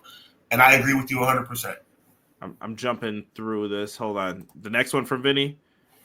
Good segments. DVR lets you skip stuff. Filler. Yep. Back in my day, there was no DVR. You watch live throughout, especially when it sucks, a chore. But now being able to watch and skip all the commercials, it doesn't matter anymore. It doesn't matter anymore. Thank you, my man. I don't know how y'all can skip commercials. Maybe you guys have a traditional DVR player. Yeah, I don't know what traditional DVR is. I have like I have Hulu. And no, you can skip. Just skip. Yeah, you have to go to like My Hub, and then when you do it though, you still get those commercials. Like you ain't skipping them commercials; they paid for them. This is DVR through my cable carrier. Yeah, but the question that Vinny asked, he was being a little sarcastic. Not really normal for my guy Vinny to be sarcastic. I love it.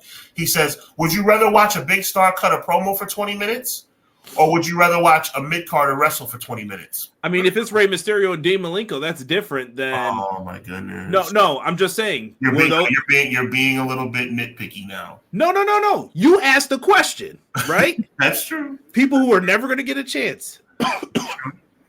Give me my Chris Jericho Rey Mysterio match. Okay. Why not? How does that hurt? Then at the 9 o'clock hour, when I know to turn to WWF, here comes Hogan. I would turn every time as soon as I saw the NWO coming out and the papers were falling, I'm like, yep, I'm out, bro. Goodbye. Click. I never liked Hogan though, for the record, but right. I'm like, I'm out, bro. Like this is whack. Is he going to see Ultimate Warrior in the mirror? Oh no. Like, all right. No, your point is strong. I'm just trying to say, and my guy Derek, God bless him, he says 3 hours of cinema, that's all it needs to be, no wrestling. That's where we're. No, I'm not going that far, bro. What I'm trying to say is watching Jimmy and Jay come out after they beat Roman and Solo after Money in the Bank, and then seeing them get attacked and seeing them talk back and forth and seeing the crowd go crazy. And by the way, I was there. It was freaking awesome, bro. It was awesome. CM Punk, I'm saying the same example again. CM Punk and Seth Rollins talking crap to each other is entertaining. Well, am I the only one who feels this way? Jocelyn said, y'all got DVR money. It's included in my carriers. I have no money extra. No, but seriously, am I the only one who feels this way? No, I think it's a mix of people, though, because Derek's just like, oh, no. Here, I think me and Derek are on the train of stop this cinema talk every time like the lights dim and here's a segment. I'm like, oh my good, here it comes. In all caps on Twitter, we know who I'm talking about, are going to post, this is the best thing ever. And we're just like, dude, okay. But where's the match? Where's Montez Ford? Where is the mid-card? Like people forget them. No, your point is strong. I'm just saying, like, you know. Bret Hart gave Eric a gift with them El Dandy promos. You need both. Is what I'm saying. You need good promos.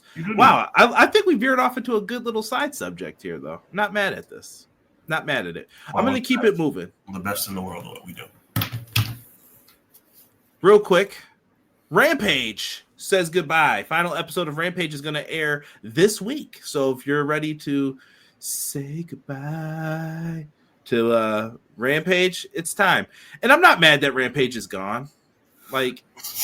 do you guys want to know the honest truth? Tony Khan never wanted to do that show. I'm whispering it because you're not supposed to know that. He wanted the money because TNT offered him the money. So he took it. But yeah, he was like, okay, cool, we'll do that show. Collision was needed because of the Punk stuff and the issues that came from the fallout of that because they probably wanted to keep Punk. Punk didn't want to be there anymore. Mm-hmm. But with Rampage, it's okay. Like they produced it like it was an old Saturday night's main event. The main event went on first, and then if you stuck through the show, great. If you didn't, okay. So I'm not mad at it. 3 hours of SmackDown would surely eat into this, so it's probably a good time to skedaddle. Not gonna lie.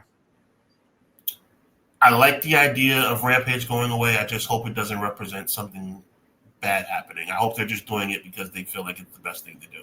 What do you mean by something bad happening? That the ratings are bad. I would say they weren't probably up to par, but it's on a Friday night. I think Collision needs to get off of the Saturday too. Agreed. I'm just hoping that it's not. I mean, if they're doing it because they just want to make a shift and make a slight adjustment, I'm cool with that. I just hope it doesn't, because I'm an AEW fan. I want it to succeed. Hold on here. We're getting some questions back. Pushback. What do you remember more on Raw or SmackDown? A good promo or a good match? Both. It's tough. Both. Bro. Like I remember. Do you remember Neville versus Seth Rollins? I remember that match where he hooked the leg and his foot landed on the rope. I remember that stuff. I don't know about y'all, but I do. I'm like, that was a good match. Sami Zayn versus John Cena, open US. I'm bringing up random ones because I don't want to use main events for the example. No, you can use main events, and I can give you main event type promos that blow it away. Like when Mike Tyson joined DX. Like, that was awesome. That was freaking awesome. Back then, you ruined it. I'm saying, like, think about that, bro. There's not anything that could have. That was awesome. Like, Undertaker and Shawn Michaels promos, like the WrestleMania match was the greatest thing I've ever saw. But like, I'm talking about on Raw, Michaels and Taker talking to each other was the highlight of the night, bro. How many times has the highlight of the night been a contract signing? Batista turning on Triple H. It's freaking awesome, bro. Like, you're telling me you don't have time for that? Even last week on AEW, Adam Cole and MJF at the Hammerstein Ballroom.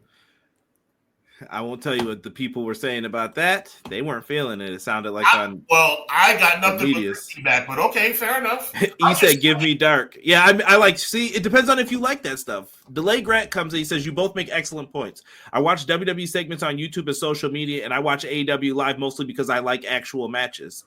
That's true. Delay Grant, I feel you 100%, but the question is this, bro, and I appreciate you acknowledging both points. Rock, Mankind, This Is Your Life, 1999, look it up in the archives, is the greatest segment in WWE history from viewership. You watch that and you tell me if there's any match on free television that you think is better than that. And I know there's a lot of matches that are really good. You know why? Because to me, Shawn Michaels versus Triple H, and I'm not a Triple H fan. Shawn Michaels Triple H 2003 for the World Championship at the end of the year was amazing, but it wasn't better than some of the best. Promos are what wrestling's all about, bro. E says, this is all from the negotiation contracts with Warner. It wasn't just canceled, by the way, which is true because if Warner's having the money issues that they are, they probably couldn't afford 3 shows. Yeah. If Tony wanted more money for that, then sorry. We're cutting back then. I remember promos more than matches, and Joe has a $5 super chat. Thank you, sir. I remember more promos than I do matches. Promos are how stories get advanced. And if anybody thinks, thank you guys for the comments. And if anybody thinks that I'm being kind of like swaying the fence because I'm going way back to the 90s, hello, the Bloodline? Do I really need to open up that orange again? The Bloodline?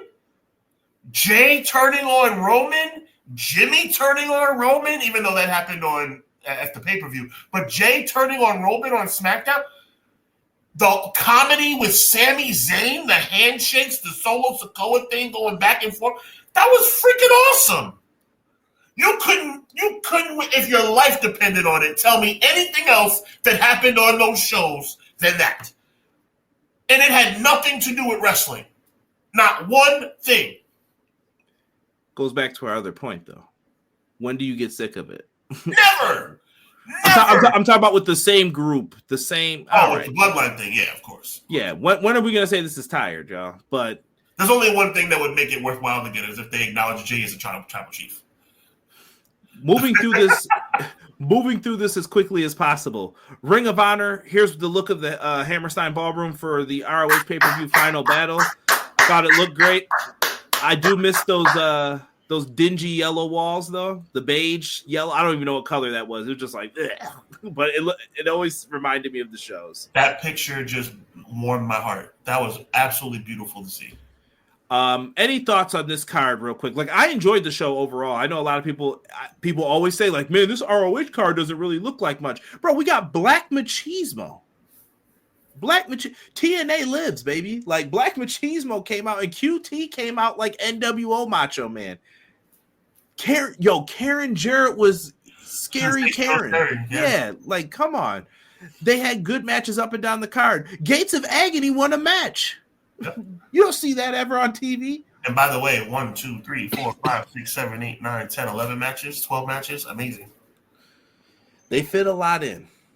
Athena, I saw people complain about the Jericho thing. I could understand that. And Bandito knocked himself out. He accidentally kicked Big Bill a little below the belt. Big Bill didn't seem happy, but the man was concussed at the same time.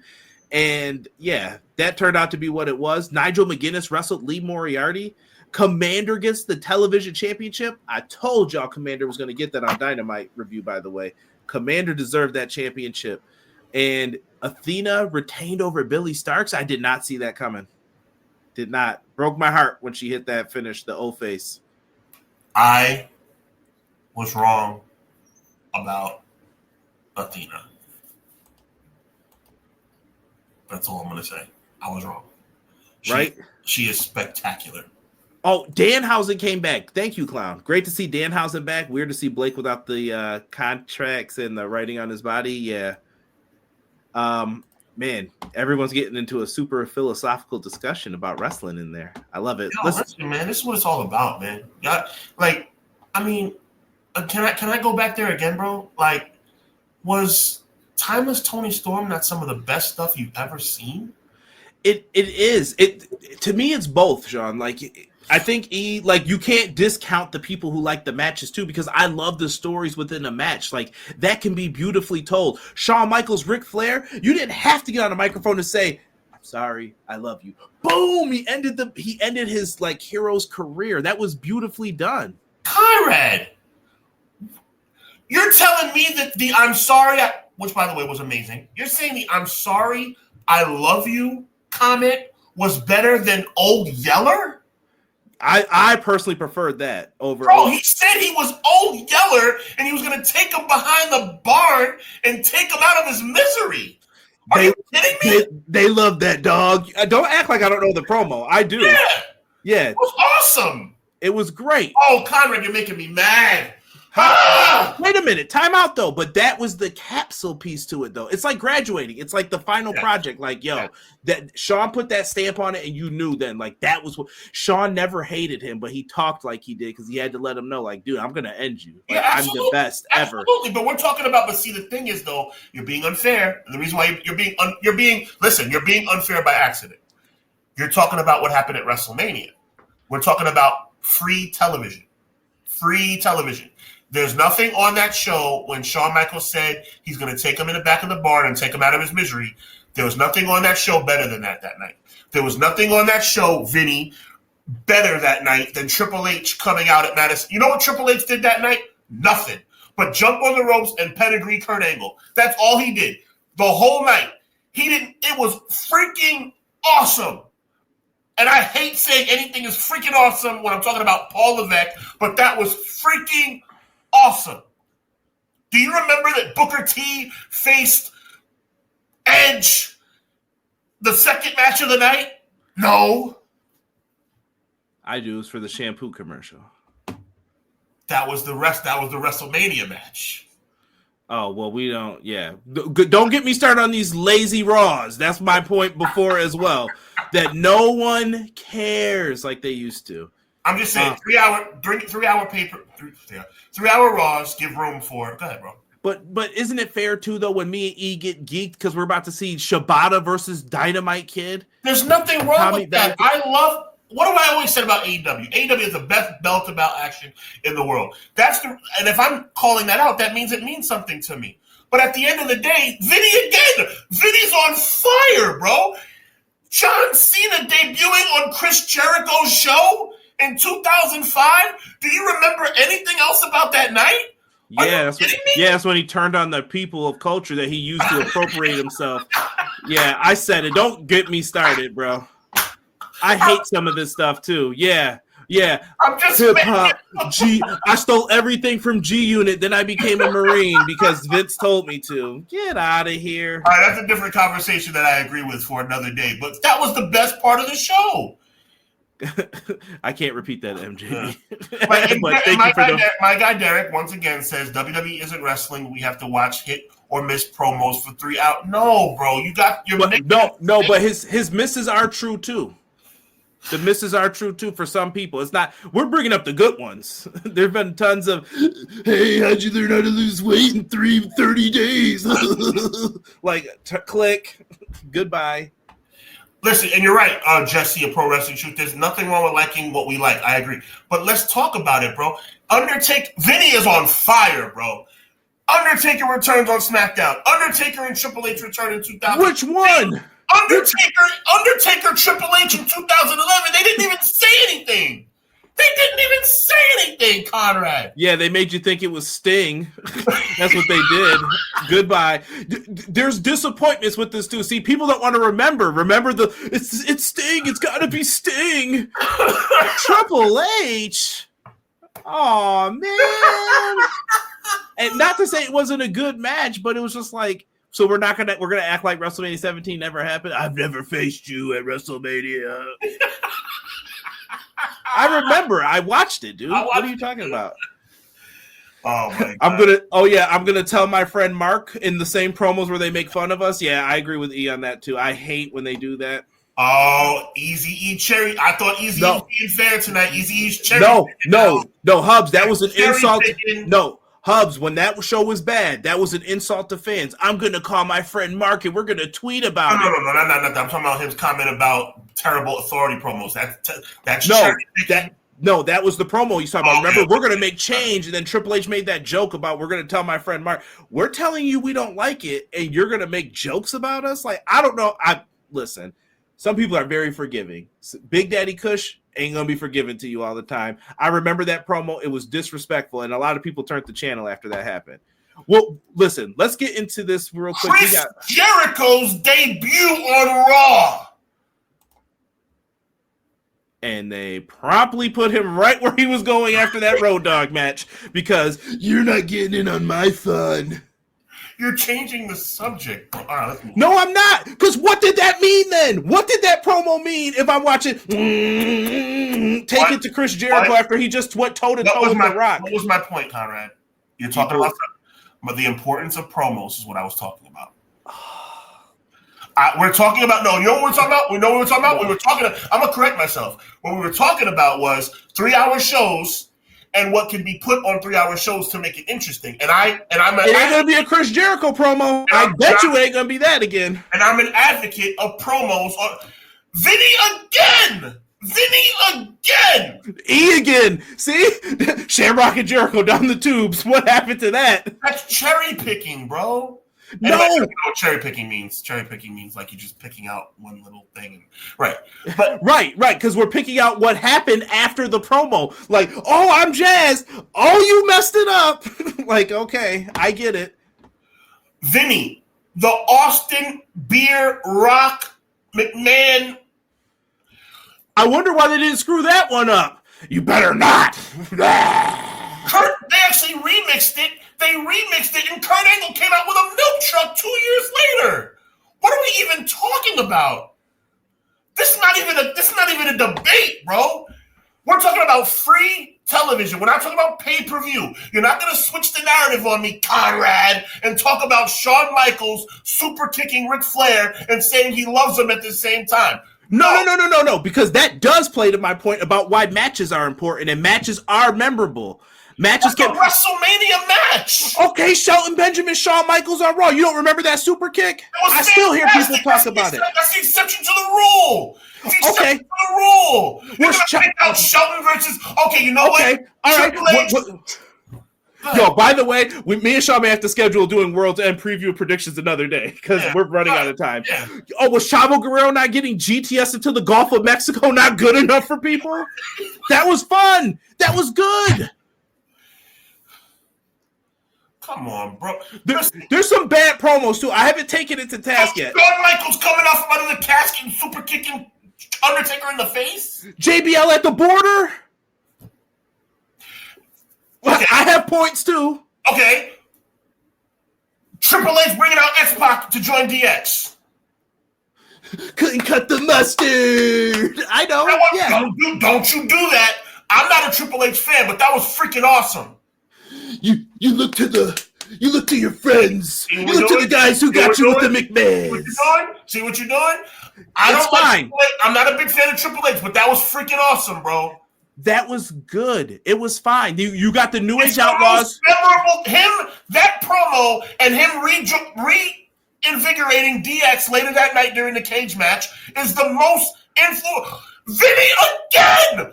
Rock Hogan WrestleMania 18. Are you kidding me? Are you even kidding me right now? That match was buns. Watch it on mute.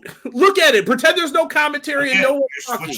I don't know if you're doing this on purpose. I'm giving the benefit of the doubt. You're my brother. You're switching the narrative. We're talking about when Rock and Hogan. Can we acknowledge what E said? On Raw.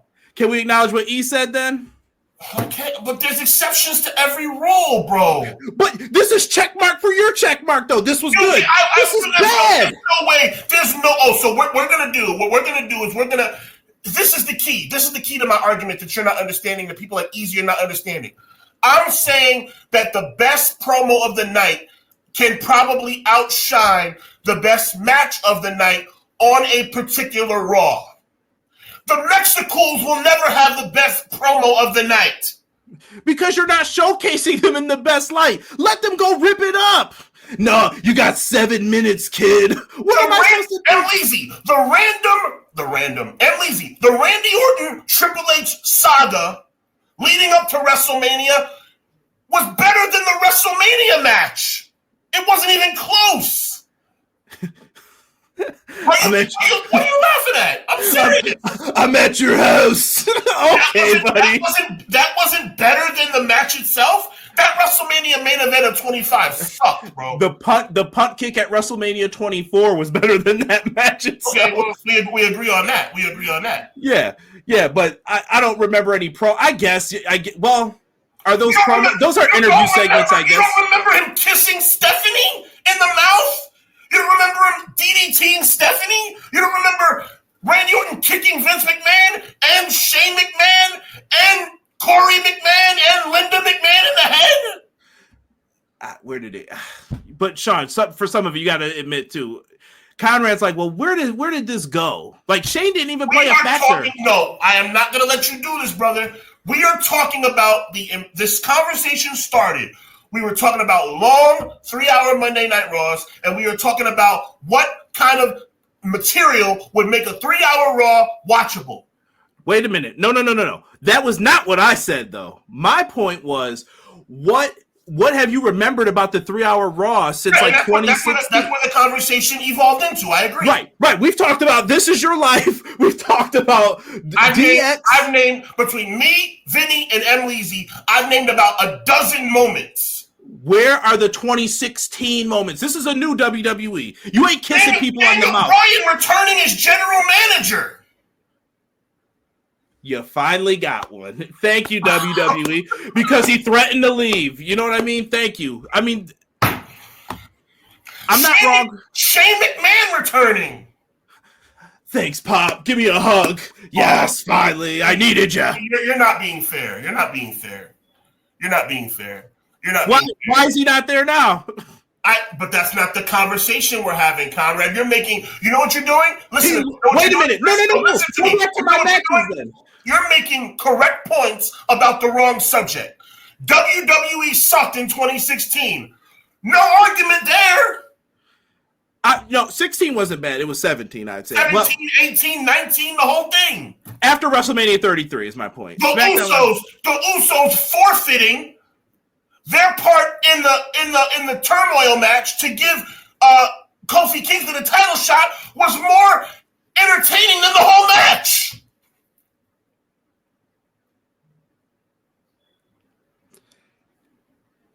I think our points are going to be this. I like wrestling. I like wrestling matches. You could tell stories within wrestling matches. That's just as fine. That's just as good as telling stories in promos. Just as good, in my opinion. That's debatable, but okay. They're equal, because if you do it well, you can do it. How did WCW go on for all these years, people? We're not going to pretend like they were out there, I can't believe you got my daughter. That wasn't what WCW was doing. They were out there, Ric Flair, I'm coming for the World Heavyweight Championship, if you will, baby. Now I'm going to be out there. Dusty could sell it with a promo, but people remember, man, I was there for the Bunkhouse Brawl in 1988 where the Horseman took on Dusty. But the reason why I'm saying your argument is unfair. The conversation we're having is about promos versus matches on free television.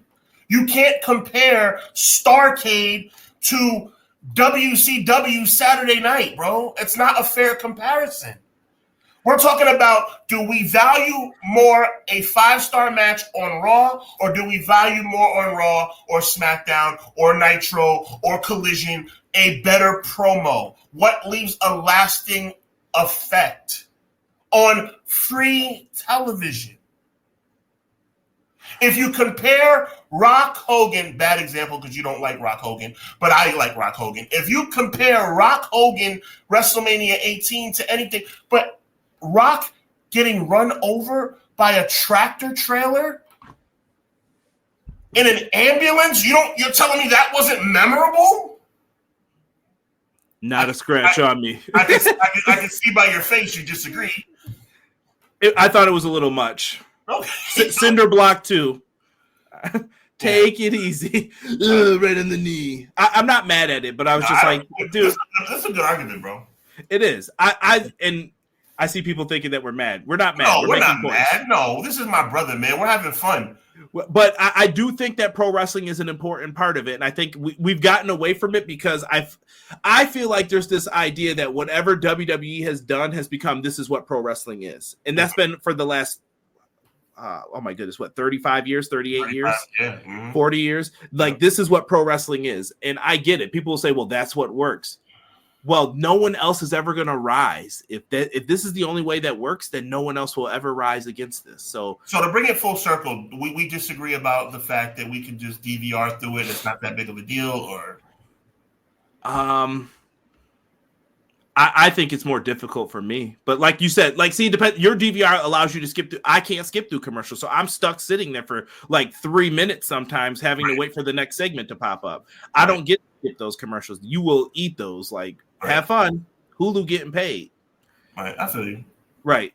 I won't say anything. I'm going to end this show peacefully because Raw's on now. No, we're having fun, man. Listen, me and Conrad. No, I have a counterpoint to Vinny's thing, but I'll be quiet for right now. I mean, you can say, if people want to check out, we're having fun. Everybody's here unless they want to leave.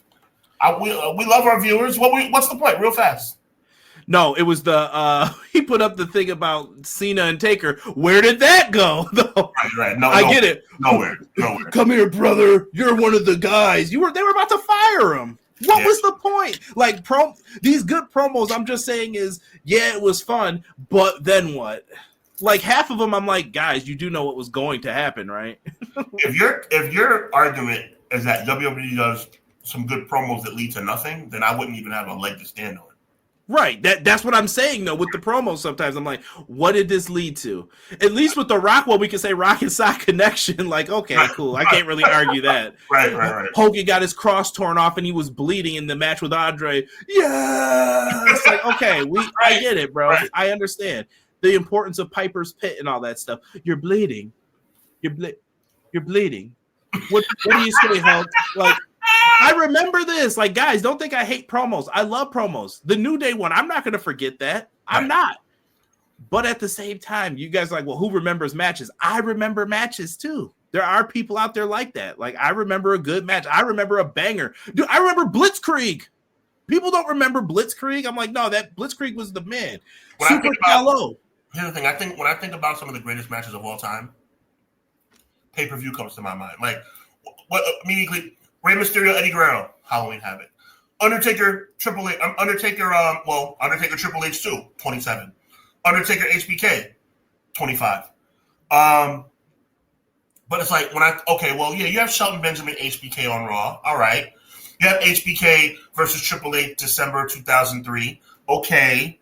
But it's kind of like it's not many 5-star classics that pop into.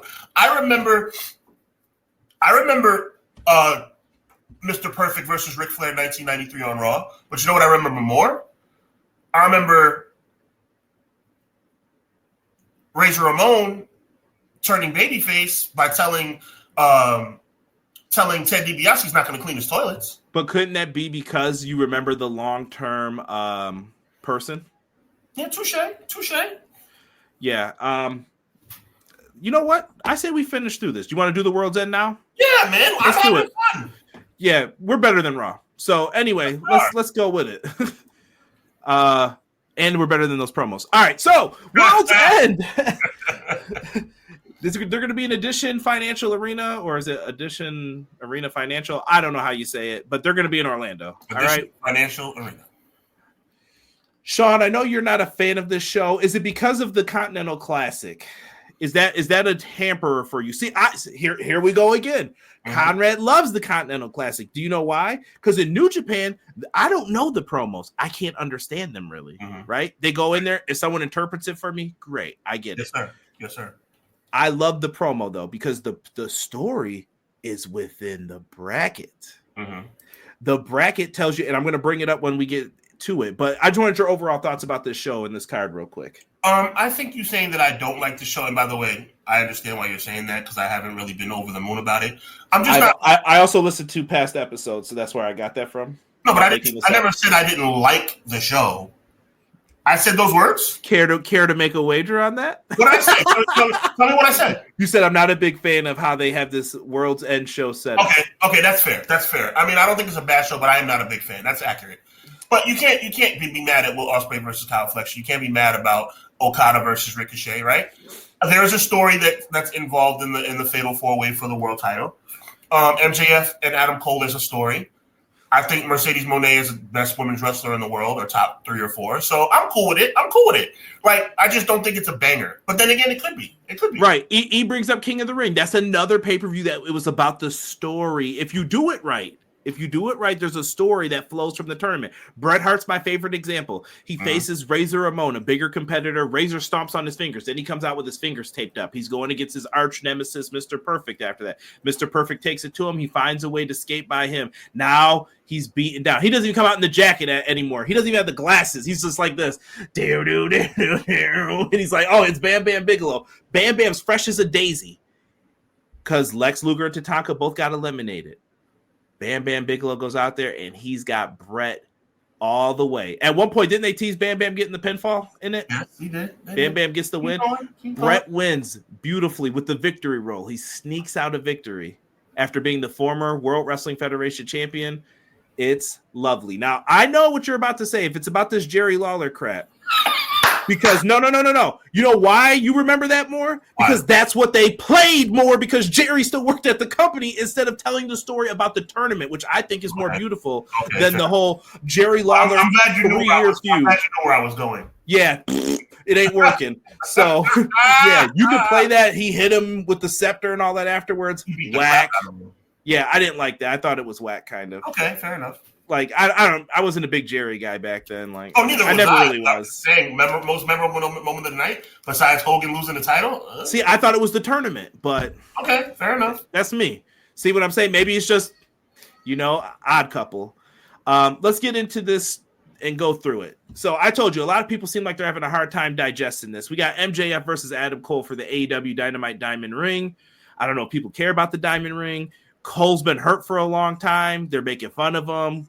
MJF's leaning into it. MJF doesn't feel like a top heel, I'm seeing a lot of people saying, and I kind of agree. He doesn't feel like, I think Christian's over him right now. There's a lot of people over him. Moxley as a top heel. Get ready for an OD cop-out answer. Something's missing, and I don't know what it is. Yeah, and do people care enough about the ring? To me, MJF's ring is his gimmick. Oh, the ring is an afterthought. Yeah, but I think it's a nice thing to enhance him at this point. Like, he might as well keep it. It's a title. Right, but does it mean anything if Cole has it? Who cares? No, but it's starting to mean less and less because only MJF has it. You see what I'm saying? I'm agreeing with you about the Adam Cole part, but if MJF is the only one who ever has it, does that mean? Are we giving it to DDP and the Diamond Doll? Well, DDP lost it to Johnny B. Bad, didn't he? Yeah, he also lost his girl to Johnny B. Bad too. But a bigger prize, right? Her name's Kimberly. So no, but seriously, look, the bottom line is the ring doesn't really mean much to me. Adam Cole versus MJF means something to me, but how it plays out is going to make a determination of how it's going to go moving forward. I think the best way, and my prediction is that MJF wins with the help of Matt Taven and Mike Bennett, or MJF wins. Maybe Matt Taven and Mike Bennett are not involved, but maybe MJF wins with the help of Roderick Strong. Could be, or what about Wardlow? I don't know if Wardlow's ready to come back. I know he's injured. Wardlow off my television. I like Wardlow. I respect what you feel. I respect your opinion. I've never been a fan of Wardlow, and I never will unless he has a character change. And we know that from last year as well. Yes, I was, like I said, I went back through. Yes, sir. Mariah May and Thunder Rosa. Tijuana Street Fight. Love Mariah Rosa. Love Thunder Rosa. Follows me on Twitter. God bless her. Appreciate her.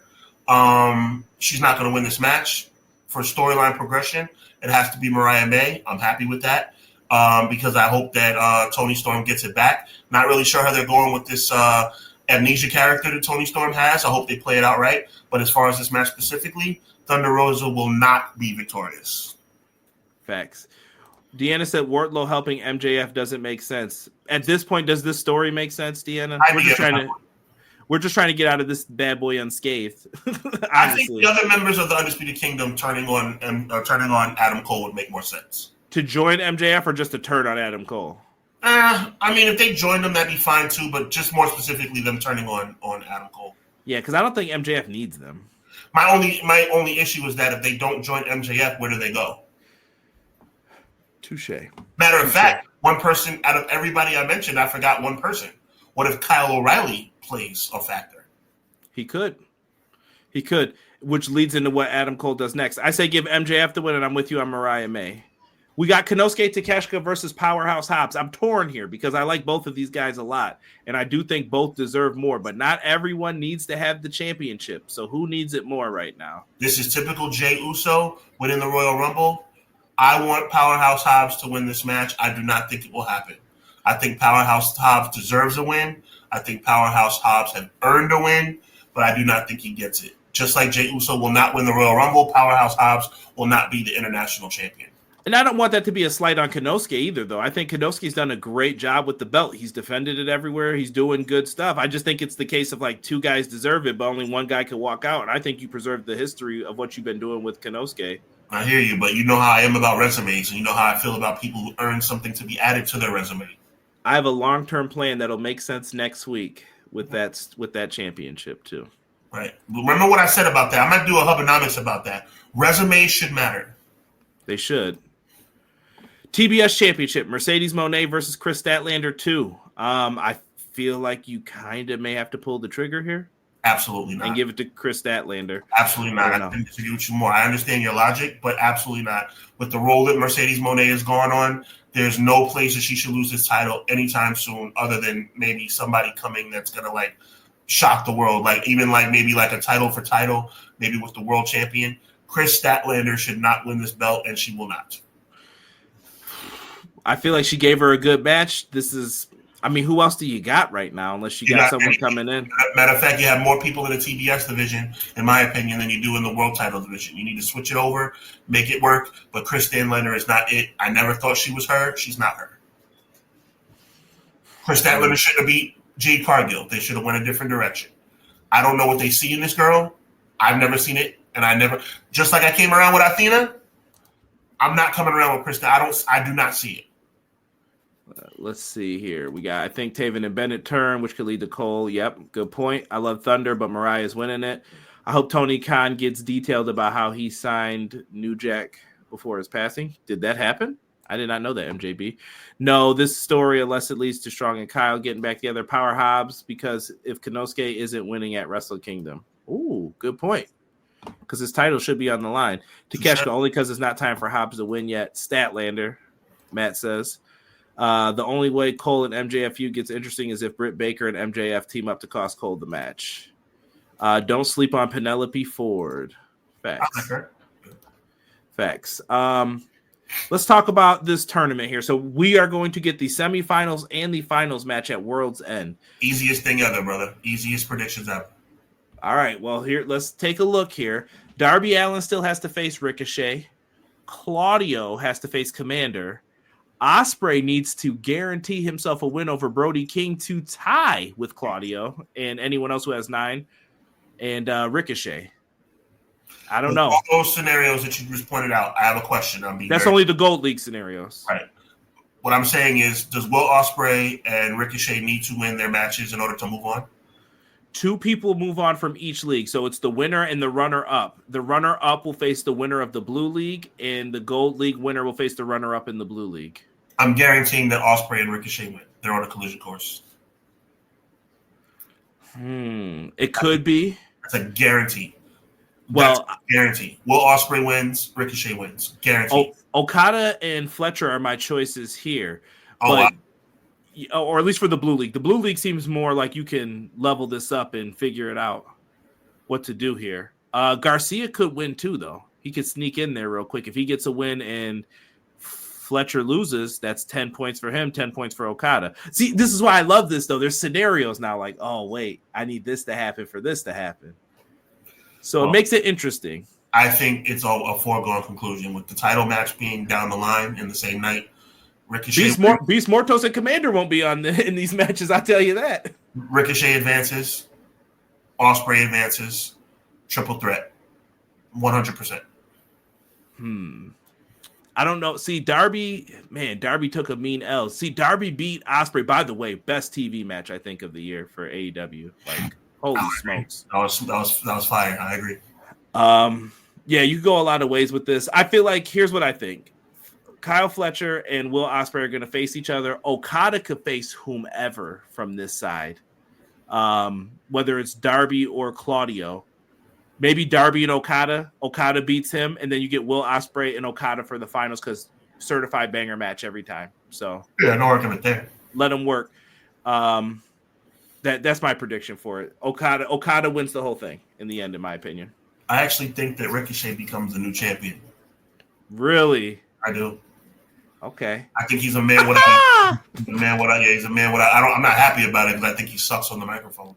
But I think this is their way of giving him a chance. Hold on now. I'm going to use something you said against you now. I'm going to come back to you. Sure. Is it not working? It's working. He got toilet paper thrown at him. I just heard people, oh, he sucks.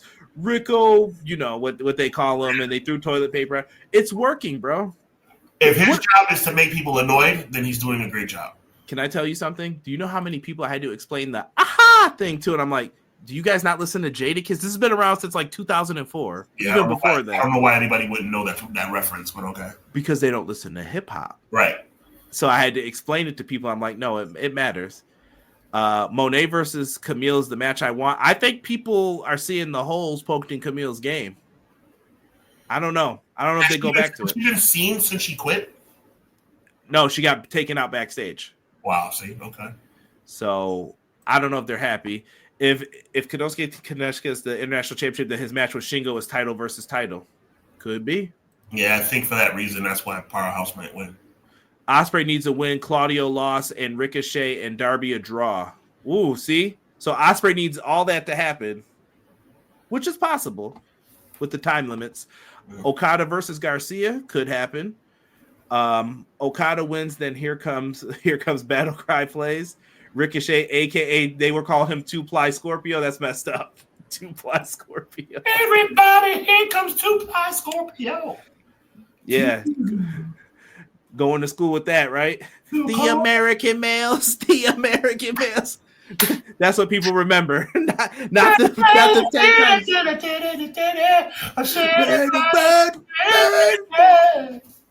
American males. I know Jimmy Hart wrote that. I could tell. Main event time, Sean. Jon Moxley, Adam Page, Orange Cassidy, Jay White. I feel like no one in their hearts of hearts believes Jon Moxley is losing this title, right? I don't. That's my prediction. I don't either. And that is why mainly why I feel like this card is like, I hate main events that are so predictable, bro. This guy. Let me ask you this, though. I'm going to flip it back, though. Have you seen the trailer for what sells this show? I believe so, but remind me. They're in the car. Moxley gets out with the foot. foot. Oh, yeah, totally. M. Leasy believes that there's something to that because they keep showing it and they keep saying everything changes. Is it the new TV deal? Is that just what they're alluding to? Or is there something here? Coming, but it better be good. I hope so. I told him I'm bracing myself. Like, I don't think something's happening. See, this is the problem with a match like this, bro. I expect the least. As you should. You know why? Because you're less disappointed. Mm-hmm. With a match like this, you need a debut. See, to me, when you have Moxley, Orange, Hangman, and White, and when everybody pretty much knows Moxley's going to win, to me, okay, Moxley wins and here comes Shane. Or Moxley wins and here comes Edge. You need a main event after the main event. I think Copeland returns on that Fight for the Fallen show, though. Okay. If you saw FTR's promo, we're not coming alone. Gotcha. North Carolina guys are all down there now, and they're the ones who probably organized the whole thing. Well, Shane McMahon is the outside the box, probably unlikely scenario. But we need something. We need for me to be right, which is that somebody is working with Jon Moxley. Which could be, like I said, I've kind of pushed away from that more and more lately. I know you have, which scares me because if you're right and this is all there is, it's kind of like, okay. Thought you meant Shane McMahon. Sign, point, and sign. This is where I'm going. Rated R FTR could be. If you're right, matter of fact, I'll ask you this question: would you be happy if you were right? That there's nobody coming. That there's no higher power. I don't think you can go all the way to all in. Power is what they called it in WWE. Yeah. No, you had to write higher power. Oh, okay. I don't know. It depends on what the problem is. What is the story you're trying to tell here in the long run? I don't think it's been kind of revealed to us. I know it ends with Darby, but where? When? Like, I think if you don't have Shane or anything, okay, do it at Revolution. Why wait? You know what I mean? Like, make that happen. I mean, the good part is that it's not like, Adam Cole being the devil, right? It's like there are more than one option. CM Punk was who we're talking about. There is more than one option for this Moxley thing to make sense. But it has to be Shane or Jon Moxley. I mean, it has to be Shane or Adam Copeland. What are other viable names? Maybe it's Kenny Omega. I don't think so. I don't know if we're ready for Kenny to come back. Kenny's got scores to settle too. Unfortunately, we're probably going to get a Jack Perry, Kenny Omega pay-per-view. MJB in the place to be. It's me, Austin. Horrible reveal, by the way. Horrible. I was so disappointed that night. I was like, what? It was me all along, Austin. Crying over that bear. I was tight. Guys, Christmas, we won't be live here on Everything Pro Wrestling, but these are the matches you can expect on Dynamite. I think they're going to be some certified bangers. You guys gave me the night off, which I appreciate. I'll be sipping on some eggnog or probably eating lasagna or something, but I hope you guys enjoy the show. Tony Storm's going to rock on against Taya Valkyrie, Commander versus Claudio Castagnoli, Daniel Garcia versus Kyle Fletcher, Darby Allin versus Ricochet, Will Ospreay versus Brody King, which I have heard is a really, really good match on the card, and Shelton Benjamin versus Kazuchika Okada. Who would have thunk it? Shelton Benjamin's having a phenomenal year, by the way. Yep, Tony Storm in action. Hopefully she'll remember. I want to say this, and then I'm going to kick it to Sean for Sean's going to talk about what we're doing on January 6th. Mm-hmm. I really had a bad joke there, but I stopped myself from saying it. I'm cracking myself up. So anyway, guys, the EPW Awards, they're coming up. I want to let World's End be like the last thing where I can add something to it, but basically the awards are done. As soon as you guys get it, take it as quickly as possible. Share it with friends, please. I just want as many opinions on this as possible. Whether it's your favorite thing was a promo, maybe your favorite thing was a match, maybe your favorite thing was this superstar, that wrestler, that whatever. Go in there and tell us who's your favorite wrestling promotion. What is your favorite wrestling promotion? who's the breakout star of the year. We want to hear all that stuff from you guys. So I will have that by next week's show when we record it. Next week's the prediction show. I've got mine lined up. I don't know if Sean's still working on his, but I can't wait. And then we'll go through last year's to see what we got right and what we got wrong. Yes, sir. But Sean, let them know about what we're doing here for not next week, in 2 weeks. In 2 weeks. Next week we'll be here right here, 6:05 Eastern Standard Time with the predictions. It'll be same EPW Clash time, same EPW Clash channel, 6:05 next week. In 2 weeks, January 6th, the same night as the debut edition of Raw on Netflix, Conrad and I will be doing something special for you guys. We will not be coming to you live 6:05 on January 6th. We will be coming to you guys live 8 o'clock Eastern Standard Time, as we will be doing a Monday Night Raw debut on Netflix watch along. That's right, guys. Watch along. 8 o'clock, January 6th. Mark your calendar. It'll be myself and Conrad and you doing a live watch along of Monday Night Raw on Netflix. So you will get all of our immediate reactions. We will get your immediate reactions. It'll be a whole lot of fun. So make sure you mark your calendars down right now.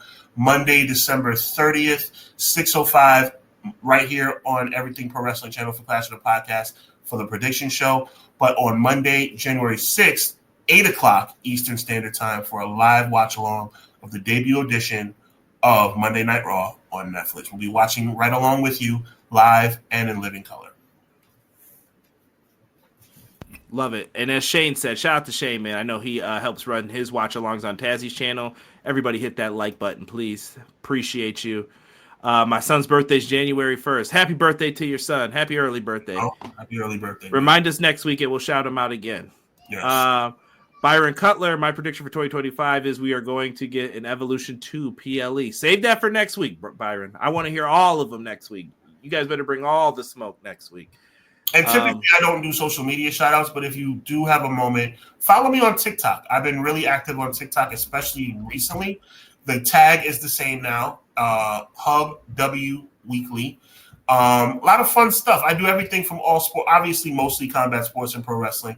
But today I put up a really fun post about Shannon Sharp on First Take. You never know what you're going to get. So follow me on TikTok. It's a lot of fun. And follow Conrad on TikTok as well. I don't post as much on there like I used to. Me and Sean probably should do some like little mini clips on there. We should. Honestly, I'll talk to you after this. Yeah. Sean, take us out of here, brother. Yeah, man, this was a really long, and I mean long in a good way, though. We had a lot of fun, and I think you guys had a lot of fun with us, too. You stuck with us, and we appreciate that. We don't usually go this late, but it's really exciting to see that you guys rocked out with us. We want to wish you guys a very Merry Christmas. We will see you guys on December 30th. It's going to be a lot of good stuff coming up. We got a lot of wrestling on deck, and I think Conrad and I are going to even talk about possibly doing a post-game show for World's End. We're not confirming that as of yet, but it's on the table. Remember, next week, 6:05, normal time, right here on Monday. And then January 6th, live watch along at 8 o'clock. So on behalf of my good friend and tag team partner, the one and only Conrad Cushman, my name is Sean Hubbard. We wish you nothing but the best during this holiday season. Merry Christmas, Happy Kwanzaa, Happy Hanukkah, and all that good stuff. God bless, be encouraged, and always remember, evil, it never prevails. God bless you.